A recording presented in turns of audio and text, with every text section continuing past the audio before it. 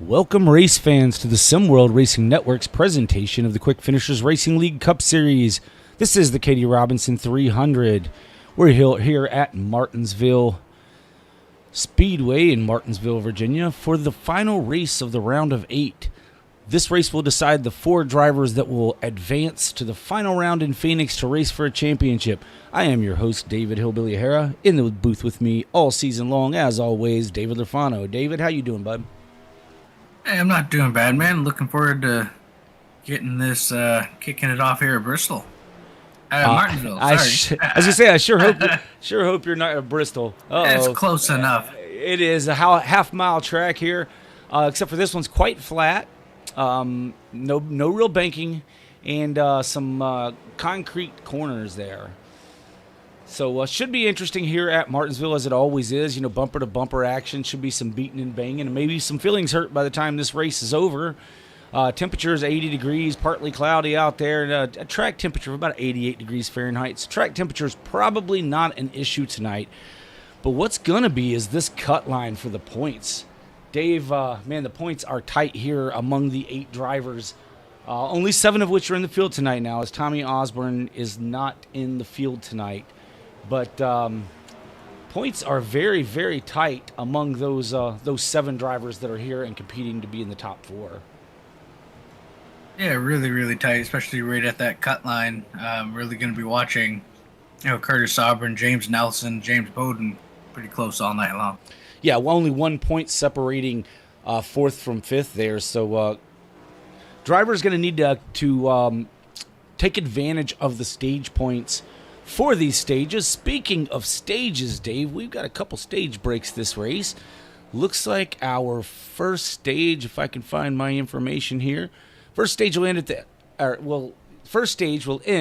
end of lap 78. Second stage will conclude at the end of lap 156, and then we'll race it out to lap 300. They've got 5 tire sets, 60% fuel, and 1 fast repair in case anyone gets in trouble here. But looking at these points, like I say, this is going to be a battle all night to see who can capitalize on stage points and who can ultimately get out of here with a good finish. Now, if you have drivers like Michael Bovair, who's setting quite a few points below, some not quite 20 points below, so he's nowhere near out. None of these drivers are out. But if someone in the bottom 5 jumps up there and takes a win here, Dave, it's really going to make that cut line move. It's going to put Michael Kerjelak down there on that cut line. So very interesting what's happening here. Michael. Speaking of Michael Kerjelak, the driver in 3rd position is only 2 points above that cut line. Yeah, like I said, really, really tight. I believe, speaking with Kenneth Pack, who's our current point leader, I believe he's probably going to have to do a start and park tonight due to a work schedule. He may be able to run a few laps. I think otherwise he's pretty safe to kind of move on, but got to watch that too with the stage points, as he's about 30, a little ways up there. Yeah, my right eye was looking at one set of points, last week's points, but no, Michael Kerjelak is like 13 points ahead of the cut line there. So still, in no way is he safe. But points very tight here tonight, folks. It's going to be exciting to get this thing underway. We got about a minute left before qualifying begins. Let's jump down trackside for our pre-race. Please rise if you're able and remove your hat as the United States Navy Band performs our national anthem.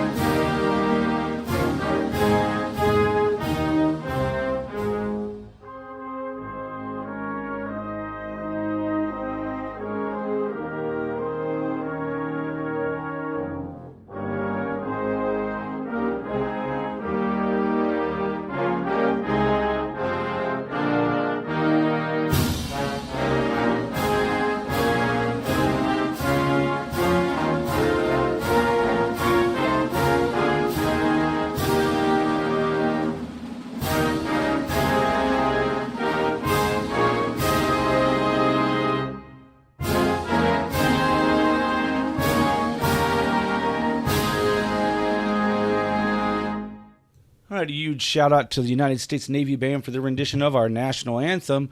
And congratulations to Donald J. Trump for winning his election here in the United States. President-elect Donald J. Trump. So congratulations to him. But nonetheless, here we are at Martinsville getting qualifying started here. Let's get down trackside to see the action for ourselves as we have drivers taking the track.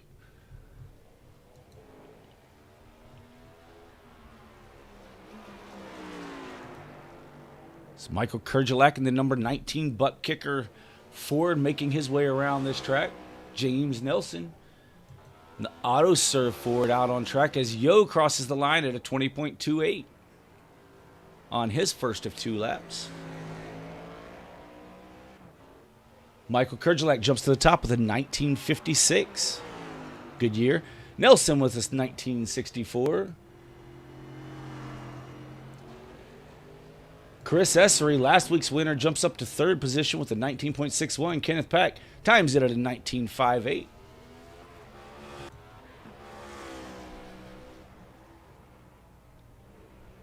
Kurgelak's second lap at a 19.52, I believe. Benny Campbell, the All-American Racing League Truck Series champion, jumped up to a 19.46, but Zulu to the top of the charts with a 19.44.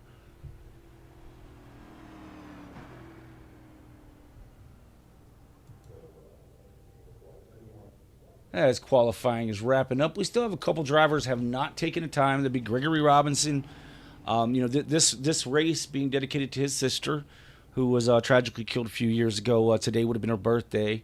So Gregory Robinson not taking a time in qualifying. They're going to elect to start from the rear, I believe. So I do not see him out on track. James Bowden and Michael Bovair does time in at a 20.52. Qualify in the 9th position. Gregory Robinson takes a lap at a 19.62. Put him up to 7th.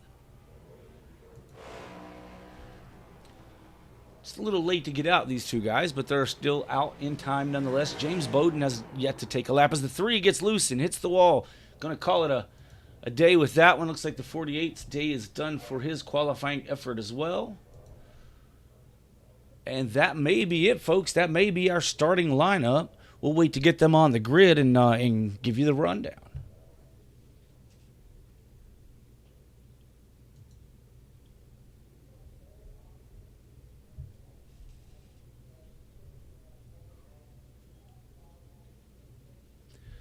We thank you for joining us here on the Sim World Racing Network as you have all season long. Be sure to let us know in the chat who you think is going to pull this off. Let us know who your Final Four picks are. And, well, I shouldn't say Final Four. I'll have those NBA guys out there to get after me. Or is it NBA or is it the college ball? I don't know. One of them will be after me. So our 4 final drivers that'll race for a championship in Phoenix. And then who you ultimately think will win the championship.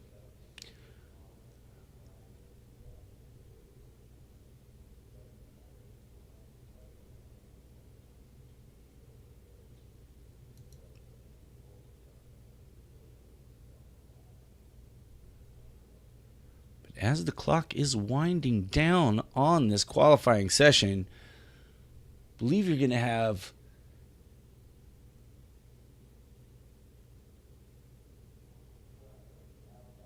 Zoltan Nudge is going to be your pole sitter. Zulu is your pole sitter tonight in the number 98 pink and black Toyota with a time of 19.44. Really fast in practice and turned it up again here in this qualifying effort. Currently setting second in points to Kenneth Pack. Looking like he's in a pretty good spot to start this race, Dave.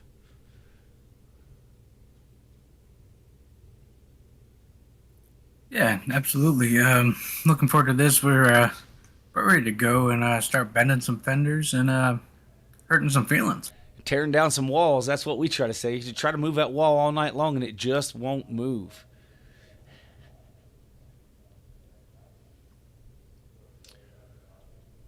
We talked about Benny Campbell. Benny Campbell's going to start on the outside pole here today. Benny Campbell was able to pull off the victory in Phoenix in the All-American Racing League Truck Series there last Sunday.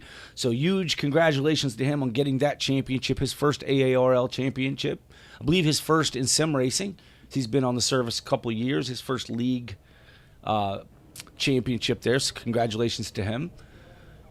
And we have... for the All-American Racing League Cup Series, it wrapped up on Tuesday in Phoenix as well, with Alan Bledsoe getting the championship there. So a huge shout out to Alan Bledsoe for his championship in the All-American Racing League Cup Series. We still have 2 races here left here, folks. We have here at Martinsville, and then next week at Phoenix to settle it for a championship here, as the cars are now beginning to grid up.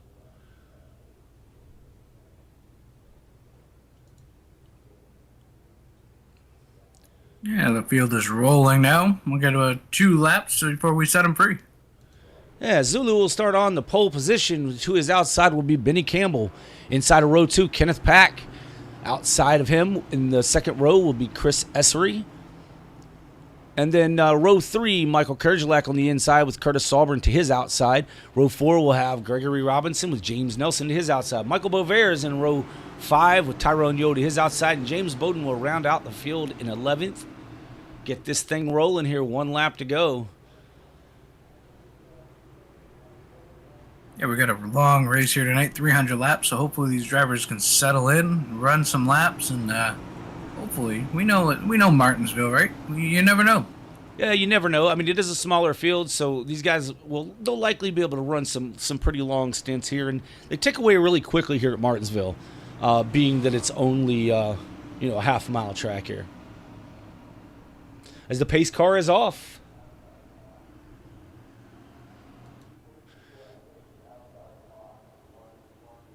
Barney has the green flag in hand.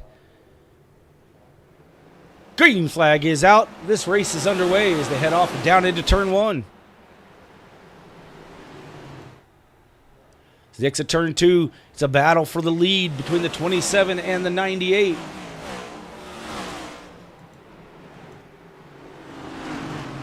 Yeah, Benny Campbell's going to take the lead from the outside. Now, that outside will work here early on in restarts when you kind of stacked up. Benny did the best he could there to grab the lead on that outside here early on. Yeah, Benny's really known for this short track prowess here. He's very, very good at the short tracks, especially here at Martinsville. So it's definitely expected. Oh, as we see some smoke back there looks like the 54 of Saubern has an issue, slows drastically on the track, kind of backs up the guys behind him a little bit.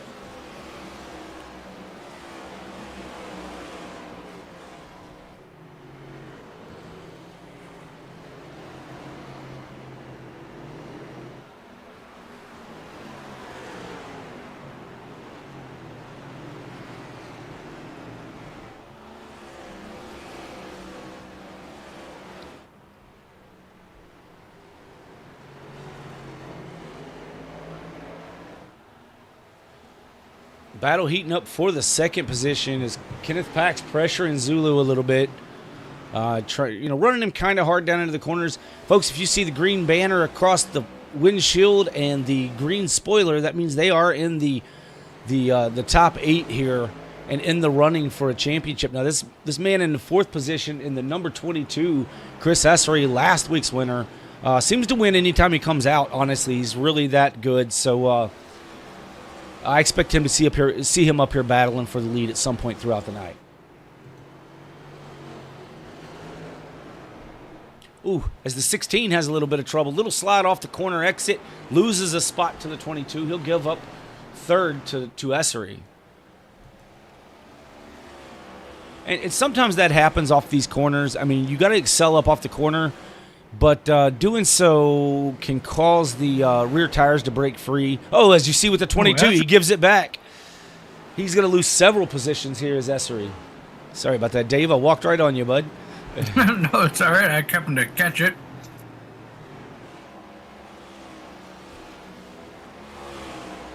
The problem with a slide like that, Dave, is you get a lot of heat. Just that little bit of sliding puts a lot of heat in the rear tires. And it takes a couple of laps for the temperature to kind of cool down a little bit, the tire to start gripping the way you want it to again. As we see Essery now starting to pull away from the 75 of James Nelson. Zulu, as the 27's around, Zulu, this caution is out. We'll have to go back and see what that was. We go back and catch Benny Campbell was crashed as we came back, so we'll pull that up on the replays here, folks, and see what we can find.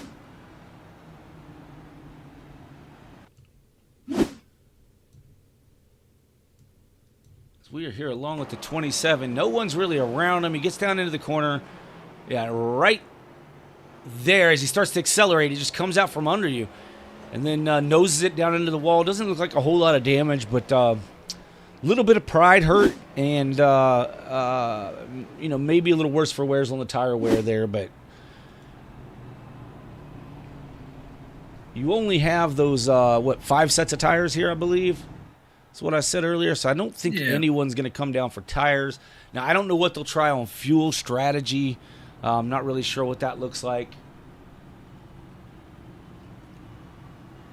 Yeah, they should be good on fuel to make the first stage here. It kind of tough break there for Benny Campbell. We've seen it a couple times already, the 22 and a couple others, the 16 kind of getting loose up off the corner. Unfortunately, Benny spins it all the way around from the lead, brings the yellow out, but I'm sure he'll be back up there in no time. Yeah, without a doubt. That is the benefit of the smaller field here tonight, is that you don't have as many cars to pass to get back to the front. Yeah, absolutely. We know how good Benny is here at Martinsville. He's proved it to all of us here throughout the season, so I expect him to get back up there pretty quickly.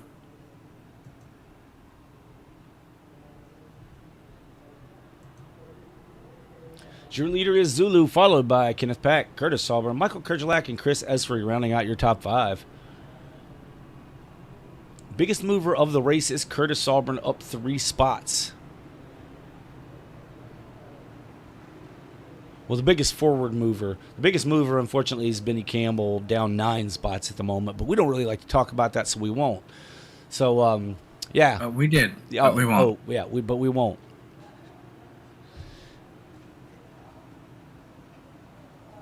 Well, Hayes' car is off, working through 3 and 4. Control car is the 98 inside that Geico restart zone. The 98 fires off, gets a good jump, catches him sleeping, pulls out to 2 cars over the 16. 16 able to drop down line in that second position. Battle is on for third between the 19 and the 54. 19 able to clear that 54 off the corner. Wow, the 75 just shot into the picture, but he's going to pay the cost there as it shot him up the track. Now the 3 of Robinson going to make it around him. Nelson must have been tick-tocking or something there and almost missed his corner, causing him to shoot up the track there a bit. But now the 98 of Zulu under fire by the 16 of Pack.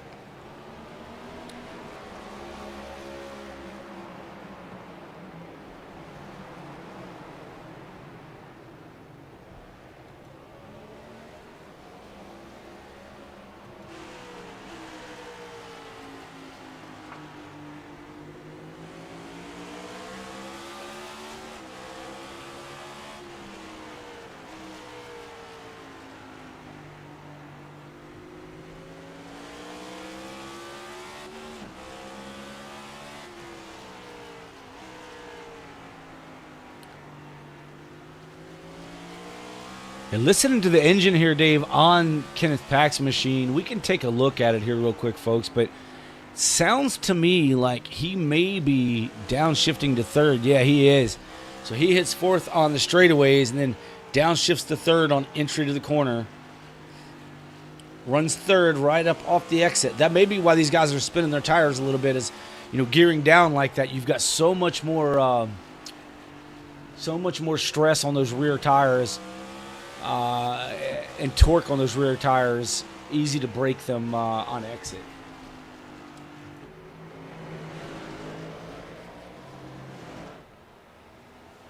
See if Zulu's electing to shift. Zulu is shifting as well.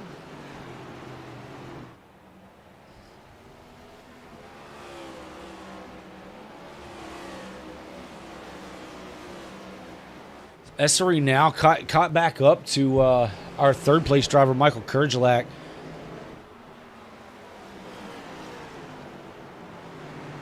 Essery shifting, but, you know, kind of doing the same thing we saw last week, Dave, with his shifts, where he's getting his braking done. He's not letting the gear do any braking for him on entry. He appears to be shifting in the middle of the corner, so we'll see if that helps him on the long run like it did last week. You know, we noticed that all last week. That seemed to really help his car, his tires, the longevity of his run. Yeah, it seems like a game plan that works for him, for sure. Just keeping an eye through the field here. Benny Campbell up 4 positions from where he restarted, and now working off the back bumper of the 3 of Gregory Robinson. That'd be for the 6th position.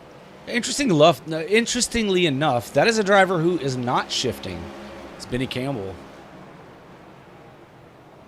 So really, it's driver preference there, and maybe he was shifting earlier on, and that's why he looped it and has decided not to shift now because of that.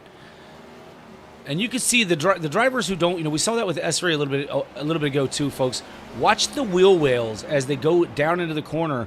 You're going to see them glow bright red. The guys who are shifting early and letting the engine slow the car, their brakes aren't heating up that much, but you're going to see the brakes really light up on that 27, as you see right there, and the 3 in front of them. A lot of brake heat here at Martinsville. Tyrone Yo has fallen off the pace here a bit. Some 13 seconds behind our leader. Ooh, Benny Campbell's around. Oh, no. Yellow is out. Oh, no. Just see what happened with Benny.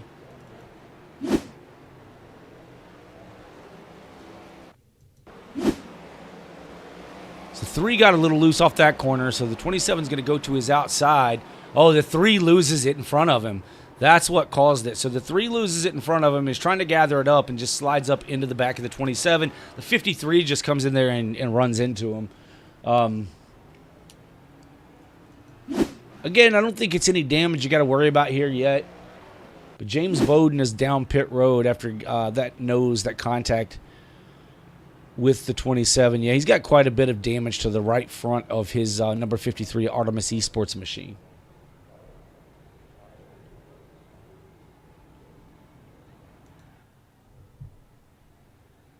Benny Campbell also down pit road. Here we are on lap 28 we're almost 10% through this thing, Dave.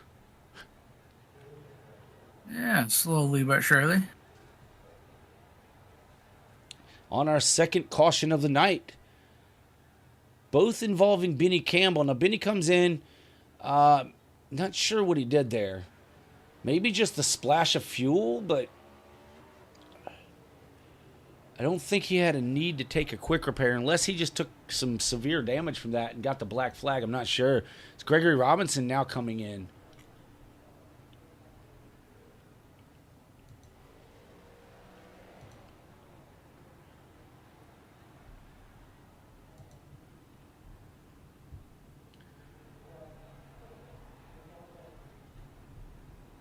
I'm not real sure on the fuel mileage situation, Dave. I mean, I know we think they can make it, but 60% fuel, can they?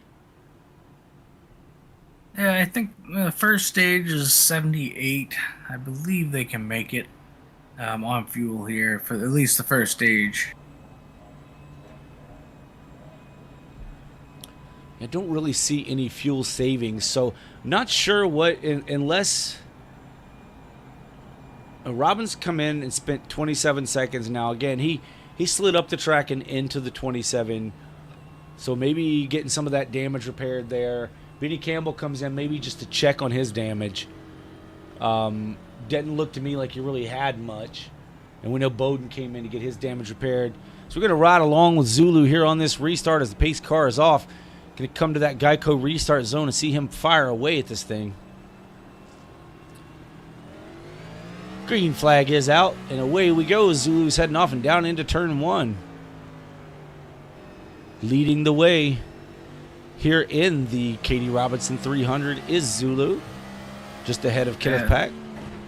Looks like Chris Essery able to clear Kerjelak for that 3rd spot on the high side, so move Essery up to 3rd.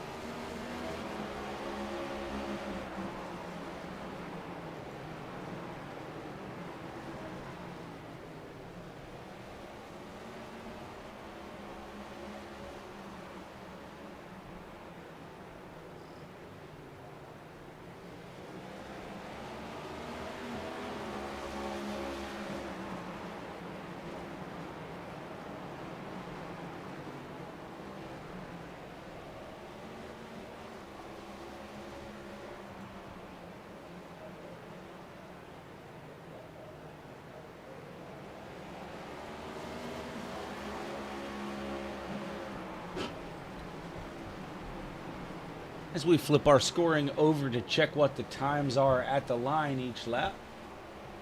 See if we can gather that data for you here.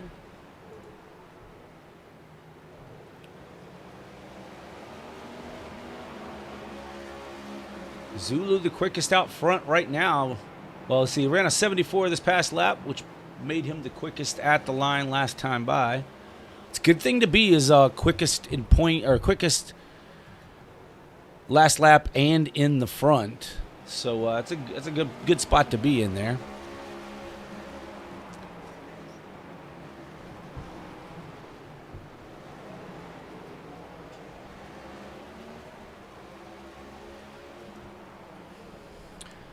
Yellow is out for Michael Bovair. Ooh, let's see what happened with Bovair. I didn't happen to catch it there, but we'll pull it up on our replay. We are under the 3rd caution of the night, just 38 laps into this event. Well, it looks like the 53 was down on the bottom there, already loose. Okay, the 48 didn't realize the 53 was coming back up on track, and the 53 just kind of spun him out there. No real contact for the 48, just a little bit of spent tire, I think. Curtis Saubern coming down pit road, along with James Bowden coming back in. Saubern, he's on that cut line by 1 point over James Nelson, bringing it down pit road here a little early. Let's see if we see tires go on this car. Yeah, right sides are up on it. So going to have a fresh set of tires on this number 54. Back to Toyota.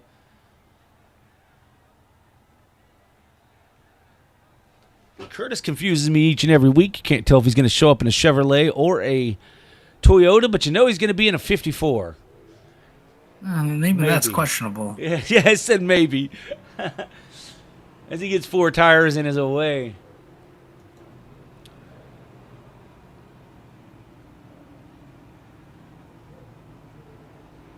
Zulu continuing to lead the way here ahead of Kenneth Pack, Chris Essery, Michael Kerjelak, and James Nelson, your top 5. James Nelson rocking that AutoServe number 75 AutoServe. If you're in the Charlestown, West Virginia area, be sure to stop into AutoServe and give your car some love. If it's broken, they'll fix it. If it needs tuned, they'll tune it. If there ain't nothing wrong with it, but you just want to get it in there and show it some love, they'll show your car some love. Check them out at AutoServe in the Charlestown, West Virginia area. Do it. AutoServe's been a great sponsor for the Quick Finishers Racing League this season. So we appreciate them.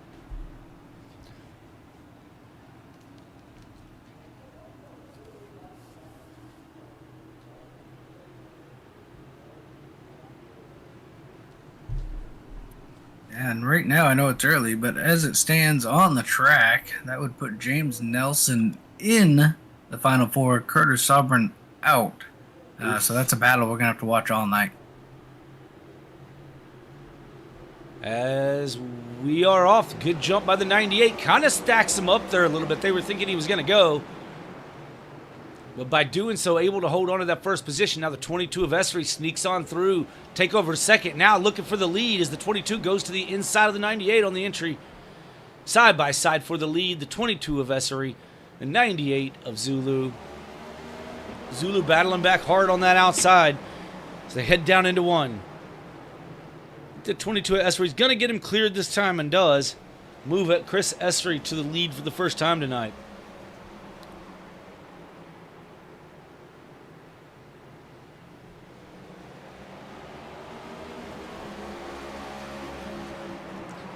Don't look now. Benny Campbell back up into the 5th position here. Making that charge back towards the front once again. Yeah, Benny Campbell very quick here at Martinsville. Unfortunately, just a couple issues here early. Kind of had him mired in the back of the pack, but he's doing a heck of a job working his way back towards the front half of this field. Yeah, you know, you try to, if you're going to have any issues, you try to get them done and over with in the first stage, and then don't have any more the rest of the race, you're good to go. It's that easy, right, Dave? Yeah, it's that easy. I can tell you, folks, that there's none of this that is easy. Some of these guys make it look easy, but none of this stuff is easy. Takes a lot of time and skill to be able to get around these racetracks with any type of speed and efficiency and consistency throughout a tire run, throughout a track temperatures changing. It's forever changing at a lot of these tracks.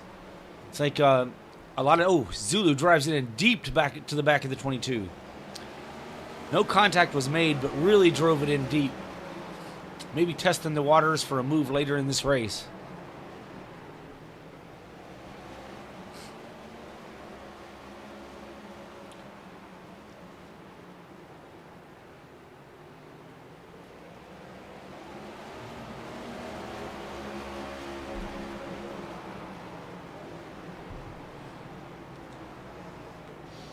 Esri able to get around the 98, but not able to pull away quite yet. 98 able to hold on strong there in that second position.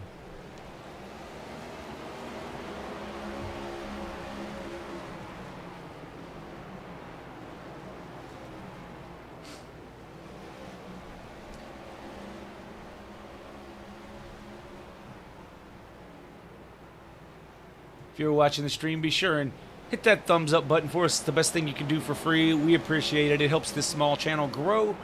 Although we're coming to a close for this season here in just a couple of events, we may have some things going on in the off season that we'll broadcast here. You never know. But we'll be getting started back hot and heavy in February once again. So be sure and hit that subscribe button, ring that notification bell so you don't miss anything right here on the SimWorld Racing Network. But for the Katie Robinson 300, we have Chris Esri as your leader. Zulu is in second, with Kenneth Pack third, Michael Kerjelak fourth, and Benny Campbell rounding out your top 5. Yeah, I'm watching this battle the 98 back here. Slips up. 98 has a slip there, Dave. My fault. Gonna give up that second position. Just keeping an eye on Curtis Sauber and James Nelson as they're battling here for the 6th position. That is the battle for that final transfer spot into the Final Four, or Championship Four. So I'm trying to keep an eye on that battle as the night goes on. Yeah, absolutely, Dave. That cut line is going to be forever moving throughout the night, I believe. But I'm seeing some brake rotors just lighting up like Christmas trees, Dave. See if we can get a zoomed-in look at this a little bit. Try to take a little closer view of what happens on these cars as they head down into the corner. Well, that was a terrible view. There you go. Now you can really see it on the 54 with those black rims. See those rotors light up orange. That is hot, folks. You could light a campfire off of it.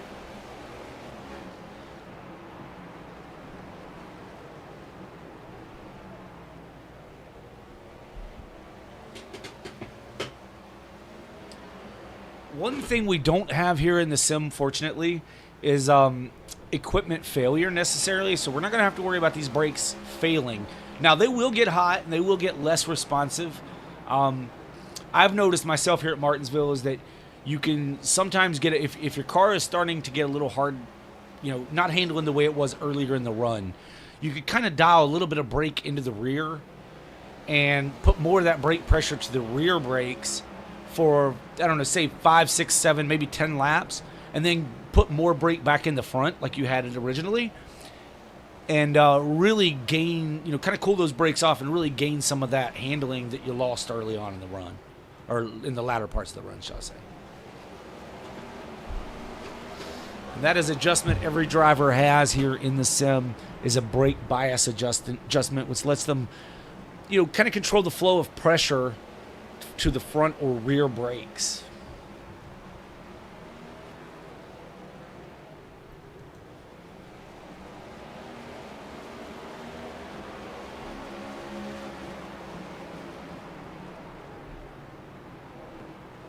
Yeah, right now, Chris Estuary, it took him about 40 laps or so, but he found his way to the front and now kind of out to just over half a second now over Kenneth Pack. Zulu, who led a bunch of laps early, is falling back to that third position. Benny Campbell still sitting there in that fifth position, kind of running. I think he's just trying to run some laps here and get through here stage number 1. Yeah, I think you're right. I think he's just settling in now, kind of getting a rhythm. And that's what this track is all about, Dave, as you well know. Getting in a rhythm here. I mean, a lot of times, I think you're the same way. I think we talked about it once. When I'm on this track, I listen to the engine as opposed to visual markers for braking, for letting off my accelerator, all that good stuff. It's all about the tone and the sound of that engine to keep that rhythm the same, lap after lap after lap, corner after corner. Yeah, and I noticed too, sometimes racing here, if you get out of that rhythm, sometimes it will take 4 or 5 laps to try to find that rhythm again and get back rolling. So yeah, absolutely. Yeah. So I believe Tyrone Yo is on the verge of going a lap down here early on, 64 laps into this race. Really wanting to see a caution flag as Tyrone, his gear wrench number 2 Chevrolet. Yeah, just in front of Tyrone is Michael Bovair, so both these drivers on the verge of going a lap down. Yeah, Bovair in the championship battle here, in this top 8, so he really wants to kind of stay ahead of the leader here if he can, as the 2 stays high and just lets the 22 get on by there. Doesn't want to cause any of these guys behind him any trouble as Tyrone just stays up the track.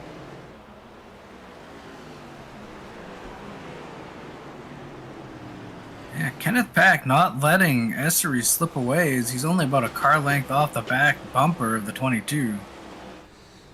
Yeah, let's take a look at the speeds here, Dave, just for a couple of laps.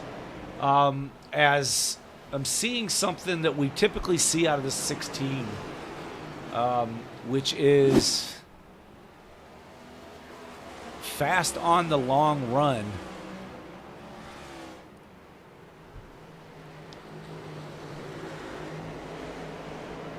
See what they are at the line here as they come up on a lap car. Estuary running a 20. Well, they're about right on top of each other on lap times, a 114 to a 126. As they're coming up on the lap, now the lap car of Michael Bovair. Gonna put the 48 a lap down, working lap 68, so about 10 laps to go in stage number 1. And if you're the 48, you just don't want anybody else to go a lap down. That way you can be the lucky dog here at the end of the stage. Yeah, I think Bovair's safe, pretty safe here. Bowden is kind of quite a ways ahead, so I think they'll be fine there.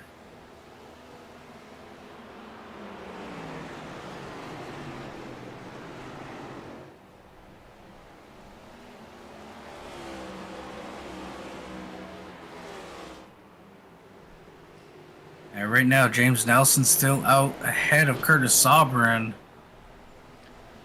Yeah, so if they finish the stage where they are right now, Dave, then real time they'll be tied for the 4th position.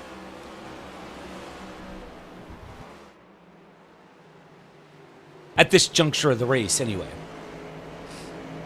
Yeah, then the stage points are involved, and I'm not good at mathing.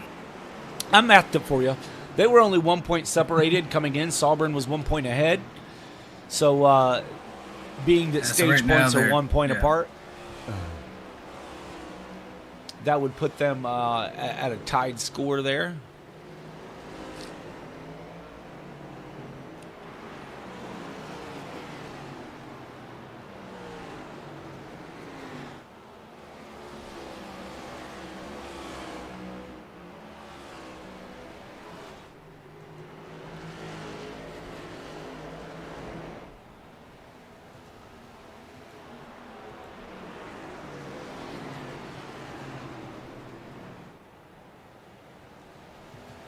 Yeah, that's a better looking graphic for their last times by. Fastest on the track last time by was Zulu at a 20.0. He ran a 20 flat. And he's running down this 16. He wants that extra point. I wonder if the 16 forgot he had to go to work tonight. I know he said he was going to be able to start it. He was going to start and park, but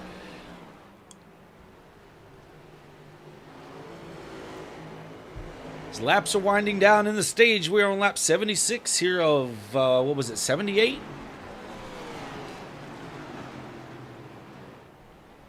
Yeah, lap 78. I believe the pits should close this time by, or that last time by.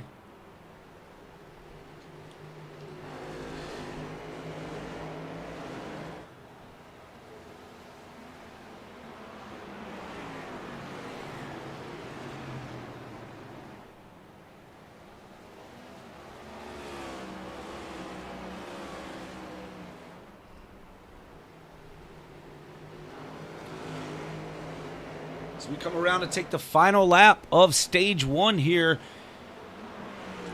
in the Katie Robinson 300. Oh, as the 22 slips up, the 16's going to get by. Is the 16 going to steal the stage win away? As they battle through turns 3 and 4, door to door, who gets it at the line? It's going to be that 16 of, I don't know.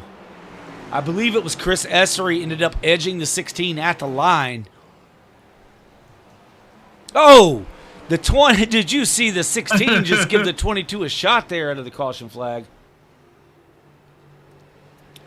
Yeah, not sure why, if there's something we missed, or if he was just saying good job, I'm not sure.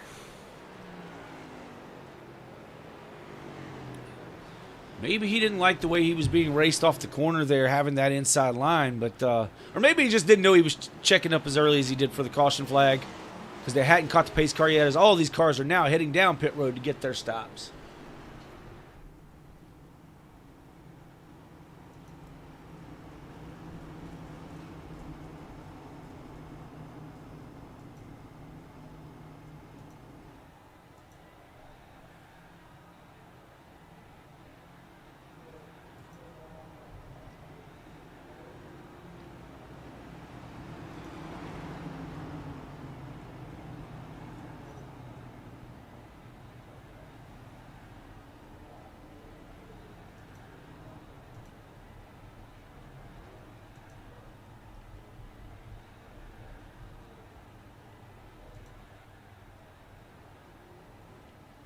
The 22 going to get off pit road first, followed by Zulu, and then the 19 of Kurgelak.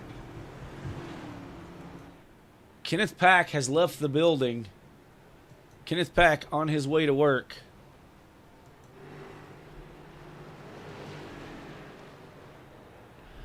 And I talked to Kenneth last week. I believe he only works like a mile and a half from his home, so he cut it to the last minute to get there.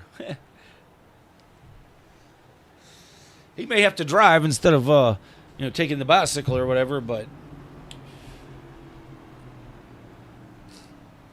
yeah, and I think Kenneth will be safe on points to make the championship for us, so there should be no worries there.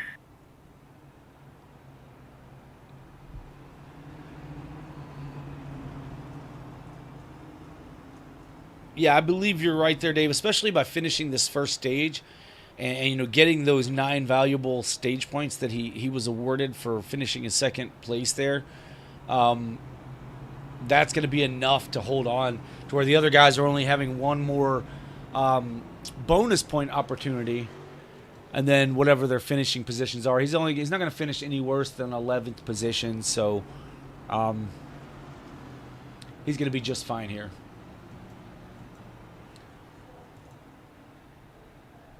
James Nelson and Curtis Sauburn tied on the score sheet right now for that, and on the cut line for the championship 4.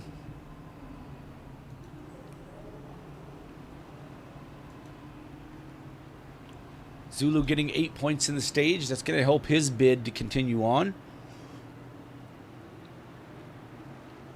So we're going to stack them back up 2 by 2 and get this thing started once again.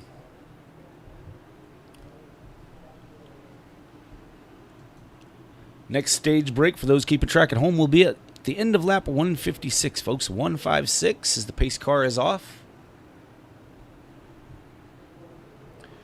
Chris Essery leads him down into the Geico restart zone. He'll get to fire off first.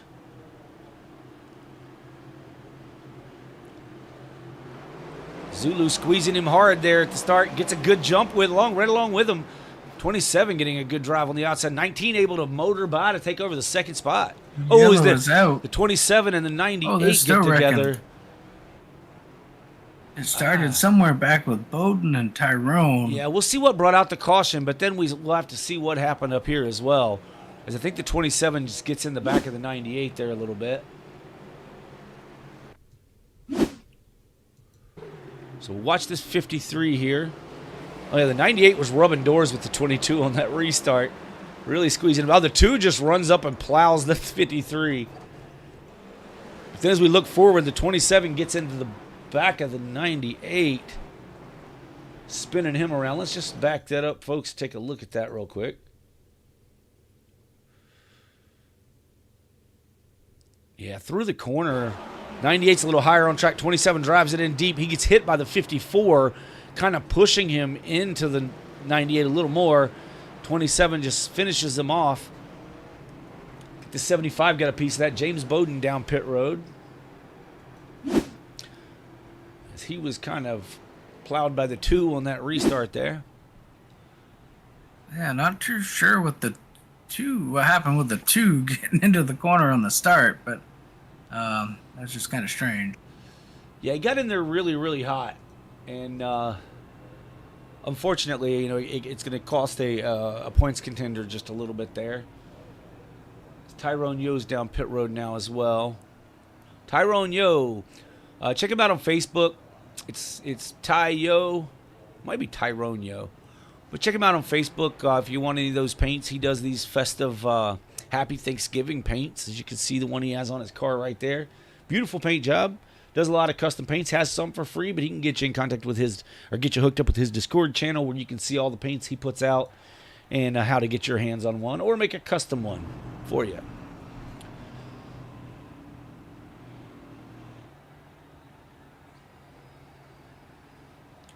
But working lap 89 here in stage 2. We're going to stack them up and try it again. Yeah, Dave, it wasn't that long ago I was talking about being 10% into this race, and now we're almost a third of the way through it.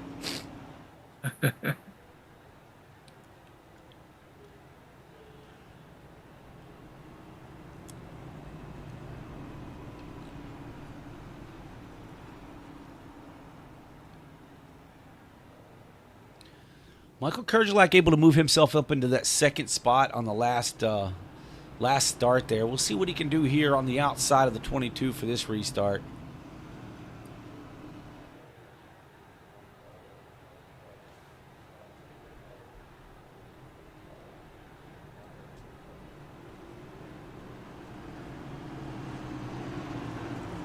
So the pace car is going to dip off this time by. We'll get it fired off inside the Geico restart zone.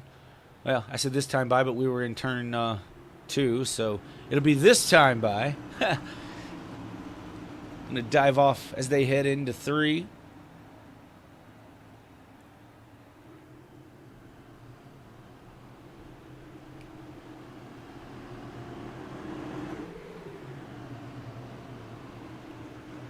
Oh, the 22 caught the 19 sleeping. It's going to get out to a good jump over the field here as they head down to 1. 19 drives it in hard to make up the distance, now within a car length of the 22.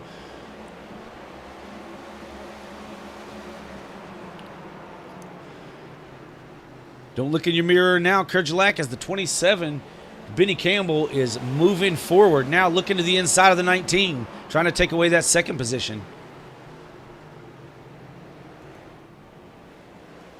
Move Benny Campbell back to P2 where he started this race.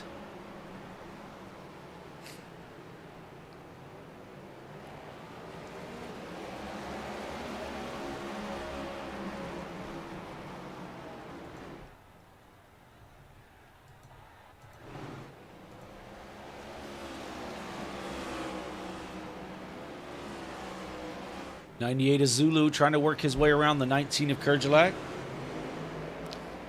Ooh, some serious smoke on the track. Not sure where that come from. Somebody having a little bit of trouble.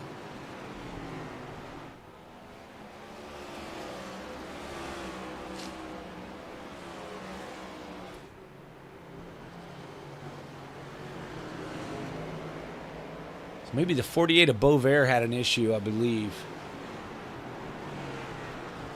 Yeah, last time at the line, Benny Campbell, well, just a tick quicker than Chris Essery. Go back and see what happened to Beauvais real quick, Dave. Watch the 48 here. Oh, as the 3 had an issue, and the 48 tries to take evasive action, gets his car all out of sorts, has to try to gather it up.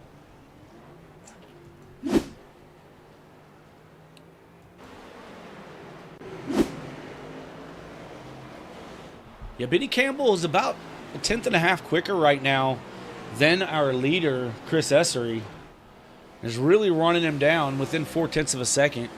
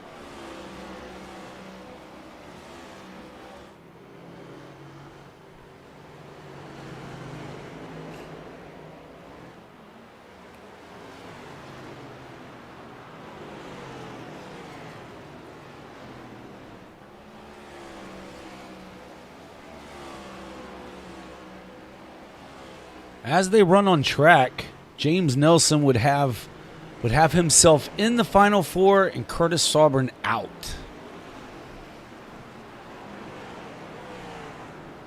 As they run right now, that would be by 1 point, folks. 1 point.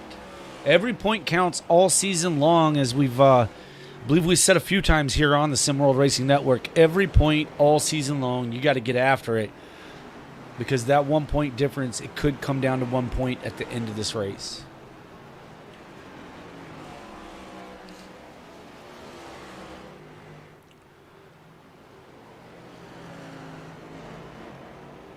Essery able to hold off advances by Benny Campbell right now, starting to pull out just a little bit right now over him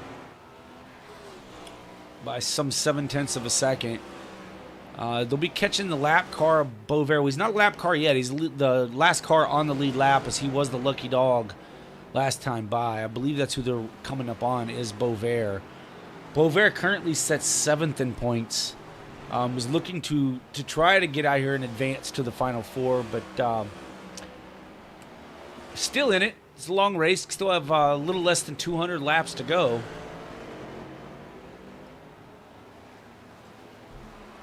We're going to need things to start swinging his direction for sure.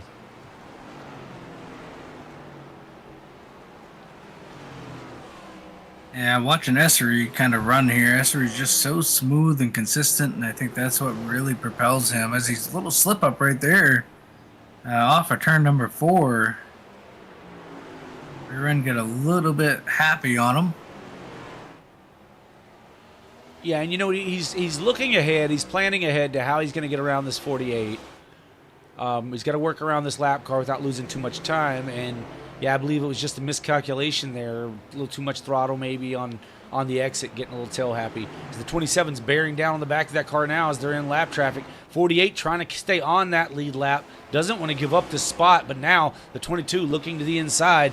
Your leader is going to get around Bovair. Bovair goes on up the track, stays out of the way there once he got the position on him. So it'll be your first car one lap down.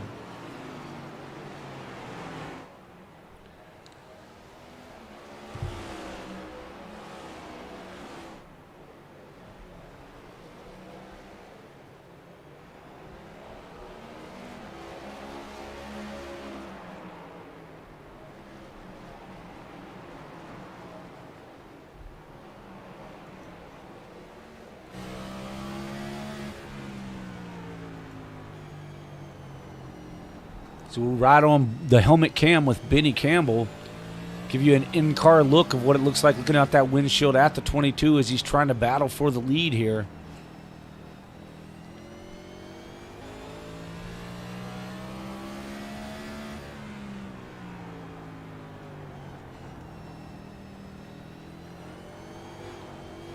Gets a little tail happy on him, has to correct. Lift off the throttle. That gives a little bit of leadway to the 22 to pull out some.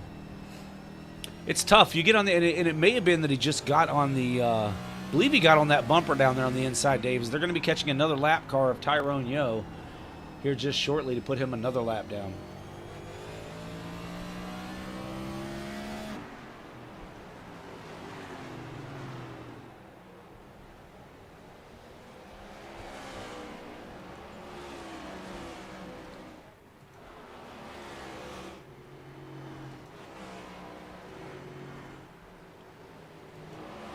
Gregory Robinson getting up into the mix now. Has gotten by the 75 of James Nelson and Curtis Sawburn to move himself up into the 5th position. This is the Katie Robinson 300. To celebrate the birthday of his sister who passed a few years ago tragically. Celebration of her birthday date here today.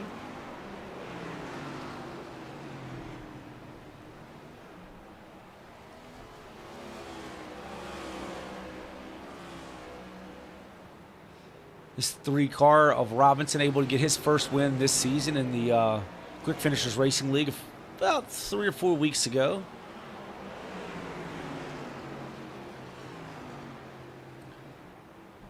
That was definitely one happy feller once he finally got that monkey off his back, so to speak. Yeah, that was a good and I believe popular win there for Robinson. Yeah, absolutely.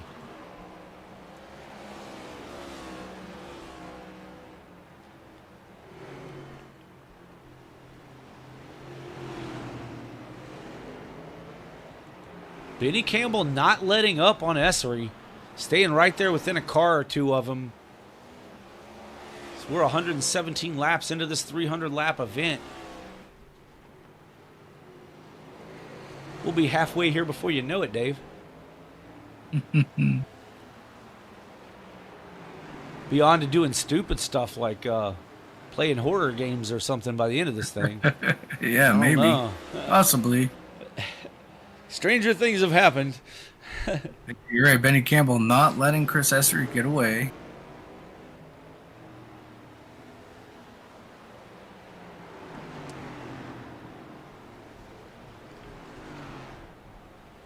See a little smoke there again.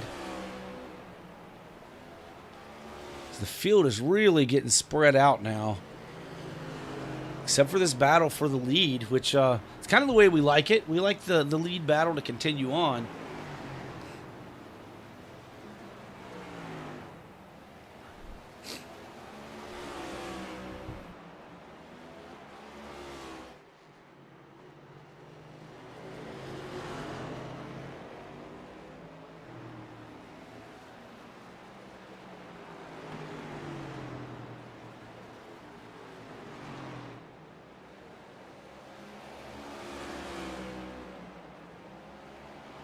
for these top 2 drivers, Dave, it's going to come down to maybe who can manage their tire the best over this run, as we're not seeing the caution flags or anything like that, at least as quickly.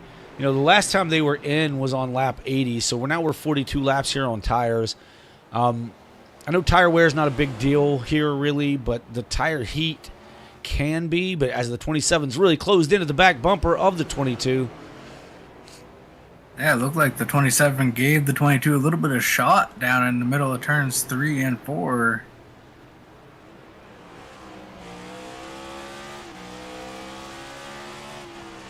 As we have some great camera angles on these cars. We know you can't see the cameras, but they're there. We're looking back now at the 27. 27 drives it in deep. Not able to get to the back bumper.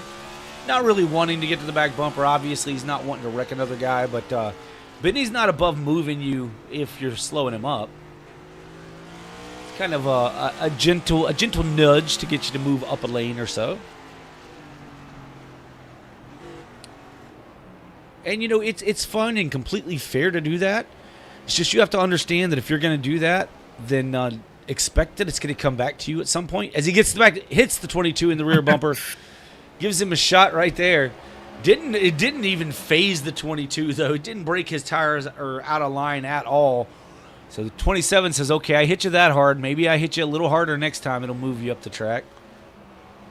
Yeah, it looks like right now the 22 is really struggling to roll through the center of the corner, where the 27's a little bit better, able to keep that car rotating. So he's going to give him another shot. Gives him another shot. Now looks to the inside. That might have been the move. No, can't quite get it done. Now looking to the inside. 27 to the inside, 22 to the outside. 27 slips up almost into the door, not quite. Now door to door as they head down the front stretch. 22 is the leader at the line. 27, yeah, 27's really rolling good, rolling the center very, very well. Not quite clear, but should have him cleared here. And does. New leader, Benny Campbell. Back to the lead. Now, the last time Benny was in the lead, he only led a couple of laps before the thing got out from under him. So he's really going to want to be mindful of that here. But obviously a faster car, as he is already starting to pull away from the 22 at Essery.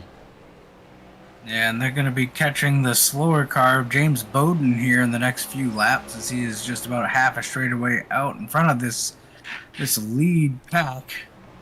That is not what Michael Bovair wants to hear. But whether he likes it or not, that might be what's going to happen here, Dave, is we're going to run to lap 156, 26 laps left in this stage. Not sure Bowden's going to be able to keep that car out in front of these leaders that long, as they are running him down rather quickly.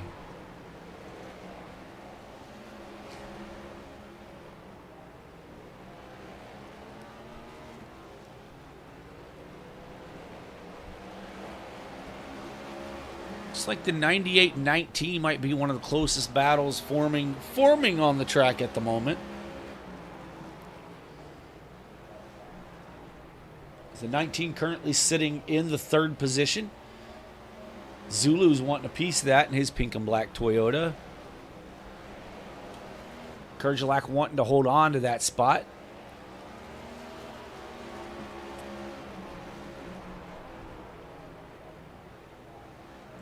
Benny Campbell now out to 1.3 seconds over Chris Essery. Once he got around Essery, he was just able to pull away. Essery now getting around the lapped machine of James Bowden. Bowden, another car that is in the or in the 8 here, doesn't have his banner on this week for whatever reason, but is in the championship 8 as of right now.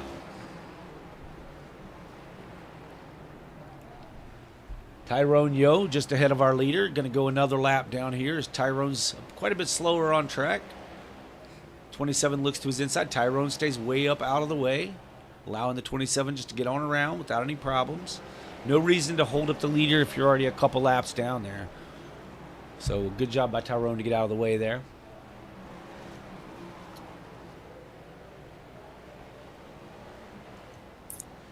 Yeah, Benny Campbell now out to about 2-second lead now over Chris Essery. So, yeah, once he was able to get around, he just kind of checked out and drove away.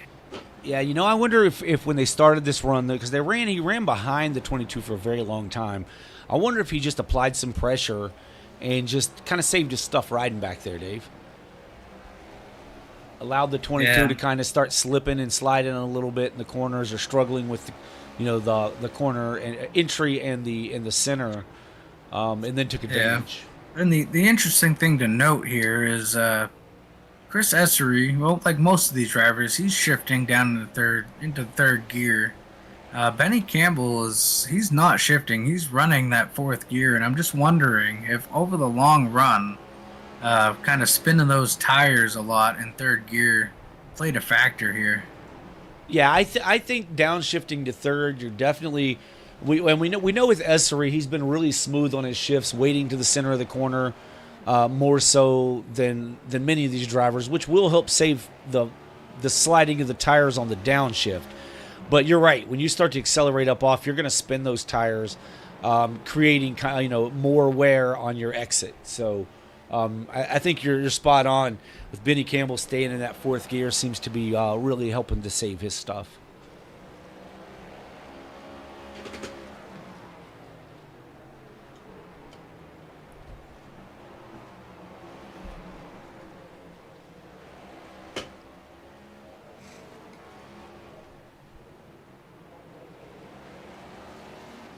As we are getting closer to the end of stage number 2. Stage number 2 will end at the end of lap 156.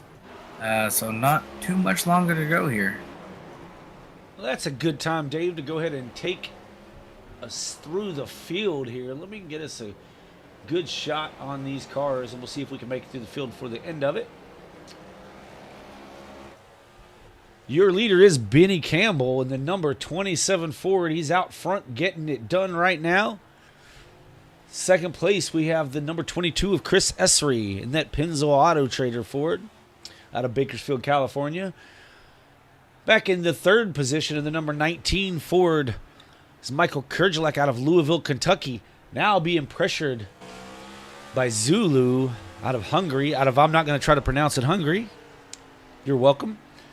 And then in the fifth position is the AutoServe Ford out of Harpers Ferry, West Virginia, of James Nelson. Well, a little further back is Curtis Saubert out of Hudson, North Carolina, back up into that sixth position. These drivers able to get back around this next gentleman, Gregory Robinson in the number 3 Budweiser machine. In the seventh. Eighth place, we have James Bowden.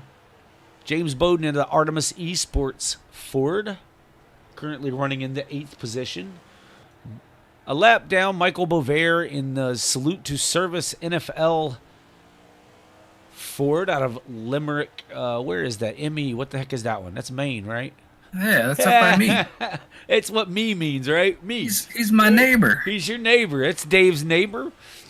Everybody's neighbor's in Maine. And Tyrone Yo in the Snoopy Festival Happy Thanksgiving number 2 Chevrolet out of York, Pennsylvania in that 10th position. And Kenneth Pack, who has had to leave to get his butt onto work, get paid tonight, going to finish in the 11th position tonight. That is the rundown through your field, folks, as we're getting closer and closer to this stage end. Benny Campbell still leads by now some 5.2 seconds. I mean, he has checked TF out, Dave. Checked TF out. Kids at home know what that means.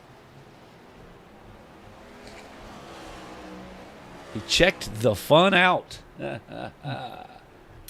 right now, watching, there's a battle for the 6th position. That's Gregory Robbins and Curtis Sauber. Curtis Sauber trying to keep that deficit behind James Nelson to a minimum, but if he loses this position right here, that's an extra point he's going to lose to James. That would put him, like 3 points behind. So really trying to do what he can here to stay in front of that 3. Yeah, and both of them want to stay behind that car, or in front of that car behind them. That's the leader, Dave. The 27 is right behind the 3 now, trying to put him a lap down before this stage end. So both of these drivers trying to stay out in front of the 27, who is mopping the floor with the competition now that he got the lead. Yeah. Yikes. It looks like the 3 of Robinson, maybe a little bit faster than Curtis Sobran, but just panic mode right now, trying to stay in front of that 27. Yeah, absolutely. If you're Curtis Sobran, you got to get it down there, and you got to stick it. You got to make him pass you on the outside. You mentioned the outside pass works early on, but here we are, folks, with some 72 laps on these, 73 laps on these tires. The outside's not going to work. So you got to keep it wrap on the bottom. Do not let the 54 cannot let that 3 get to his inside. If he does, then he not only loses the spot to the 3, he's going to lose the spot to the 27 as well, and the lap. Yeah, and I think we got a few laps to go here in stage number 2. Benny Campbell's got over about 6.5 second lead over Chris Essery, so he can show a little patience here if he needs to, and just Benny Campbell's Benny the Punisher here tonight, Dave. He's the Punisher here tonight. He doesn't. He wants to put as many cars a lap down as he possibly can. He's not in this championship hunt. None of that matters to Benny, and I think Benny is just out here to have some fun and kick some butt. And right now, that's what he's doing, as he's now going to try to takes a look at the 3, and may settle in, as we're only going to have we're coming to 1 lap to go in the stage this next time by, or I'm sorry, 2 laps to go in the stage. 54 just trying to stay ahead of this 3. This is the closest battle on track right now. Although Michael Kerjelak is now running down the 22, the 98's right there along with him. I said it was the closest battle until I got to checking on it. These guys have closed right back up on one another. Yeah, the caution should wave here any moment for the stage break. There it is. There it is. Caution is out. Good call there, Dave. Curtis Sobran doing what he had to do. It's going to keep him 2 points, I believe, behind the 75 here going into the final stretch. Let's see. Actually, that is the first point James Nelson has scored over him. The last point tied him up in the last stage. This stage should put Curtis Sobran 1 point behind James Nelson. So basically what needs to happen now is Curtis is going to have to outperform James by 2 positions on track at the end of this race. As the 27 hits pit road.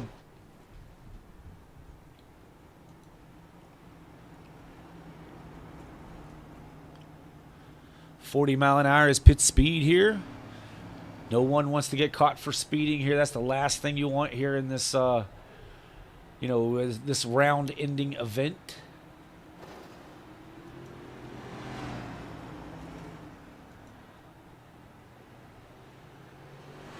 As the 27 makes it into his box cleanly. Here comes the 98 coming around to take his spot in his box. Down at the bottom of the screen, folks, where it says pit stop and the time is going to show you the total time spent on pit road. The 27 is off. Campbell off 15.1 second pit stop with 48.2 seconds total time. Looks like that will be the fastest time on pit road, in and out of pit road so far. Yeah, and completely. So there you have it, folks. Chris Essery able to gain a couple of spots there with his pit lane time being a 48.33.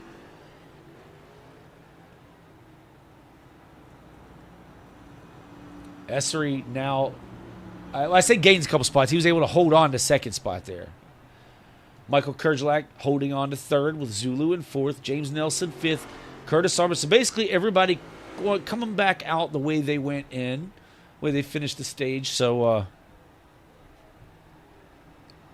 no loss or gain for anyone throughout this deal here. But we're over halfway, folks, in the Katie Robinson 300 here on the Sim World Racing Network for the Quick Finishers Racing League Cup Series round of 8 finale. This is going to bring us to the 4 drivers racing for the championship next week in Phoenix. I think we can say with certainty Kenneth Pack is already through. He is through and will be in the Final 4 next week. I think he's going to call in sick to work. No, he's off next week, so shouldn't be any problem there for that.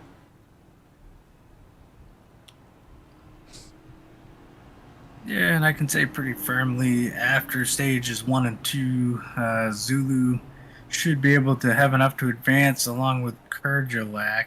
So really, that battle is just really between Sovereign and Nelson at the moment.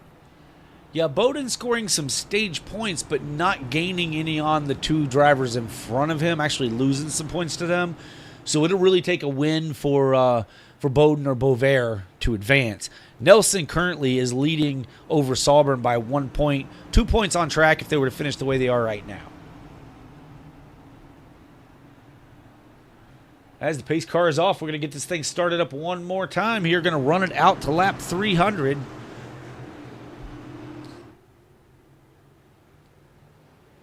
Green flag is in the air. 27 to Campbell gets a really good jump. 19 able to follow him through to take that second position. Now the 75 of Nelson looking to try to get around the 22. Couldn't make it happen there, but wants to apply the pressure. Oh, as we see him wrecking. We see him wrecking back there, Dave. Like the 3 of Robinson was around. He's still moving, though, so Keeps no it caution. rolling. We'll go back and see if we can find out what happened with Robinson here in just a second. Let's check the replays and see what the scoreboard is on that one. Where is my good stuff? There it is. Do this in real time. Oh, yeah, he just gets kind of loose up there, gets down that bumper, noses it into the wall a little bit. The damage isn't going to hurt him any here, so no real harm with that, just a lot of lost time. It's Benny Campbell out to 1.2 seconds now, 1.3 over Michael Kurjalak. Kurjalak under fire from the 22 of Essery.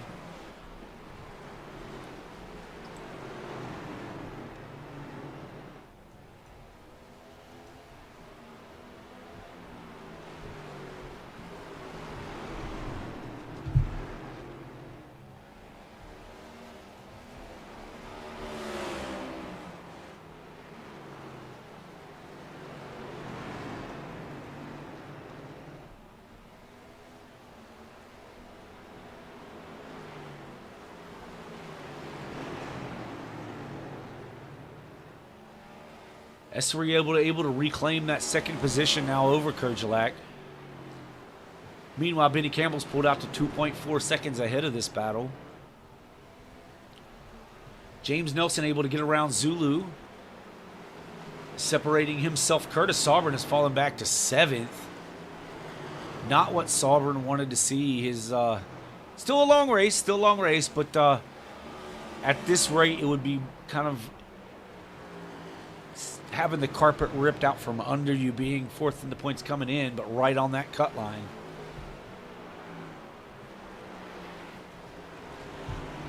I know one thing here in the final stage, we should have to see some pit stops. I'm sorry, Dave. 53 got loose and down into the wall, but I think he was able to keep going. Oh, yellow is out. Oh, maybe not. Then Benny Campbell had an issue. Our leader had an issue, so I was looking at something else. Well, Benny Campbell has an issue. Let's go back and see what happened to Benny. I think it's going to be the same thing, though, Dave. Those tires just, I think as he went on the run last time, he was able to get enough wear and heat in them to where this wasn't happening. But, yeah, right there, just kind of loses it on exit. Noses it up into the wall. Has to let everybody go by before he can get that car turned around. He's done it before, Dave. He's done it before. He's come from the rear to go up and take the lead once before. Gonna have to do it again if he's gonna have a chance of winning this thing. Yeah, and like I said, he's plenty fast enough to get it done. But yeah, just a unfortunately ill-timed mistake there for the 27. Yeah, absolutely. As the 22 has regained the lead here, Dave, I'm going to leave you with the 22. Step away for just a moment, and I'll be right back with you. If you can handle things, I'll be right back. Or I know you're capable of handling things. I'll be right back.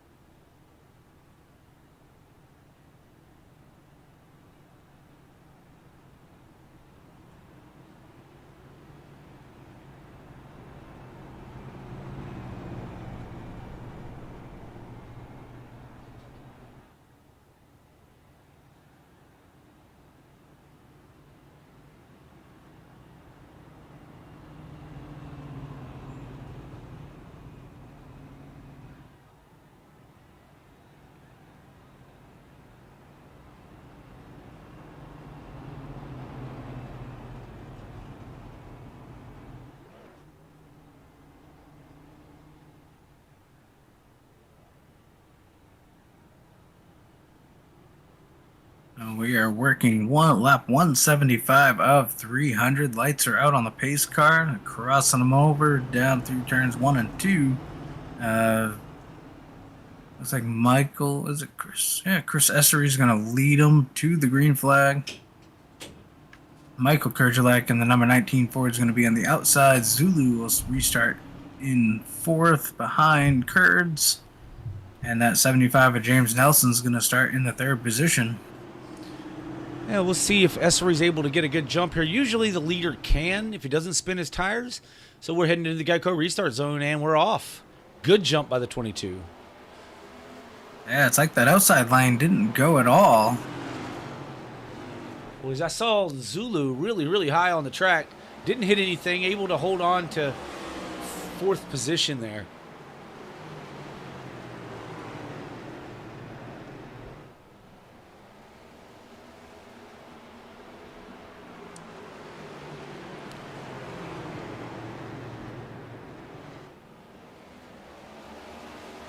Looking at the battle box, folks, you'll see right beside to the right of the driver's name is the lap in which they last were on pit road.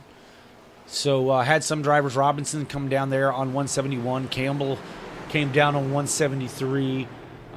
With Campbell coming down, starting in the rear there again, he did come down for 27 seconds. So I believe he probably took tires, got the damage corrected, and he's going to try to work his way back up through this field with some freshies. Oh, as we see the 54 of Sauber, all kind of sideways, able to hold on to that machine, but really out of sorts there.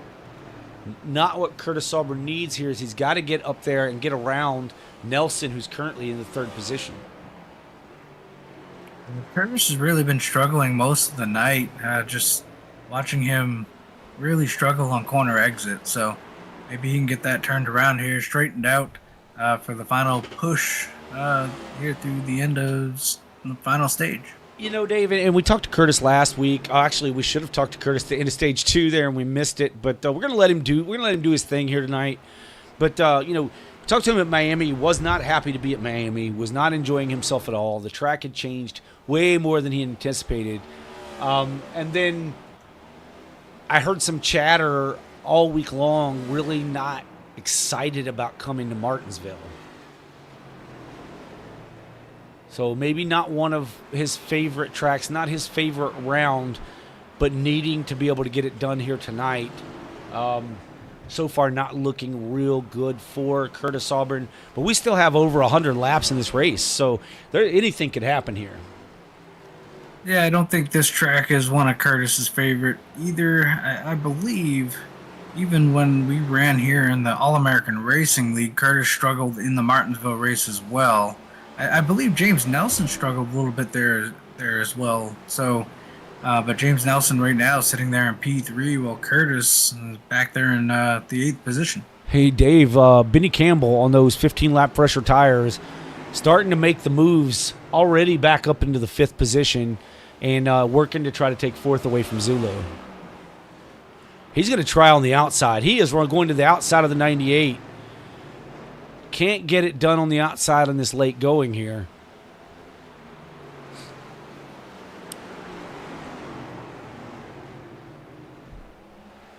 We already know the 27, he'll run behind you for a little while. And then he'll lay the bumper to you to let you know it's time to, he's got to move on if he's got a faster car. As the 3's around sideways once again. 3 of Robinson around sideways. Yellow is out. Now, this could be interesting. I'm not sure if they can make it. I don't believe they can make it all the way on fuel from the last stage break. So, let's see if anybody chooses to come down now and top off the tank. I'm not sure how many laps they can go on a tank of fuel. Well, David, you can't take the tires with you. You know, that's the old saying, you cannot take these tires home with you. So, you've got tire sets left. Most of these guys are on 2 pit count. So if they have another 3 sets of tires, they came into this thing 5 extra sets of tires.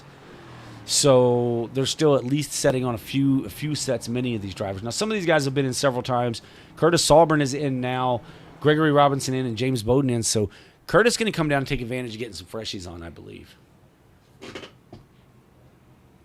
Yeah, if I remember correctly, I feel like it was somewhere between like 110 and 115 laps you could go on fuel. So this would just put them possibly in the fuel window to make it to the end.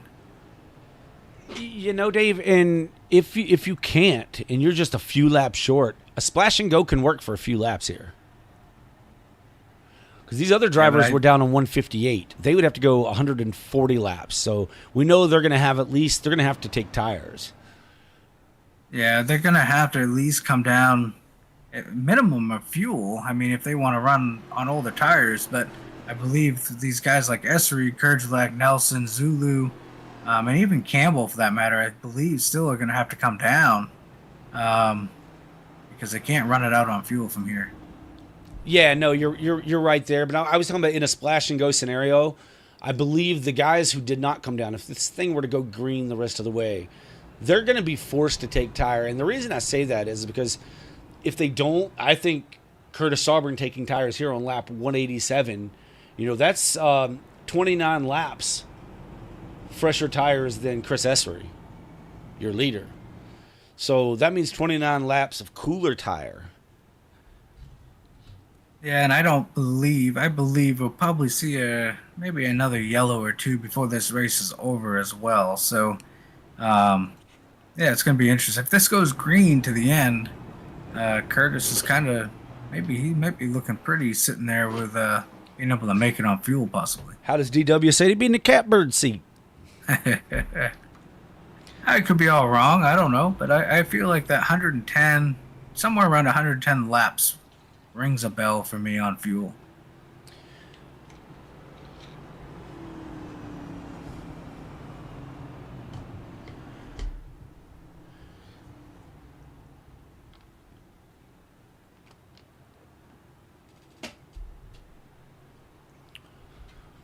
Well, the lights are off on the pace car. We're going to get them going back to green flag racing next time by. Yeah, we're going to take the green with about 108 laps to go in this one. How's it said? It's about to go down.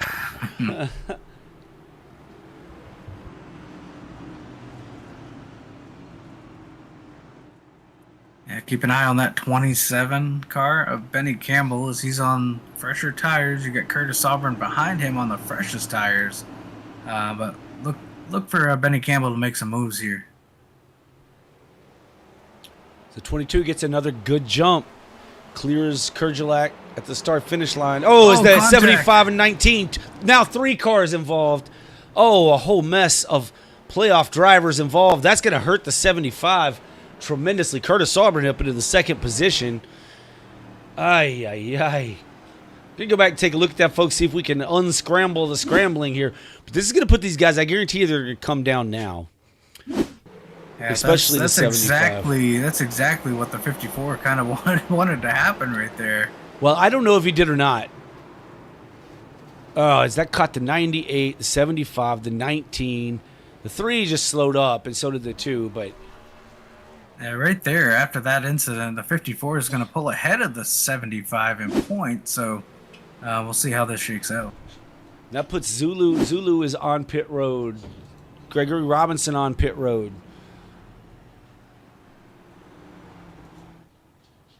James Nelson is a lap down? No, maybe, yeah.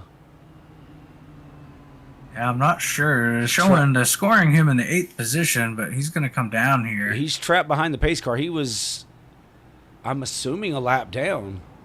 Or no, maybe he was the lead one. No, because they didn't come down. So we'll sort it out for you, folks. Gregory Robinson, Zulu. He should have been on the tail end of the lead lap. I'm not too sure why he was behind the pace car.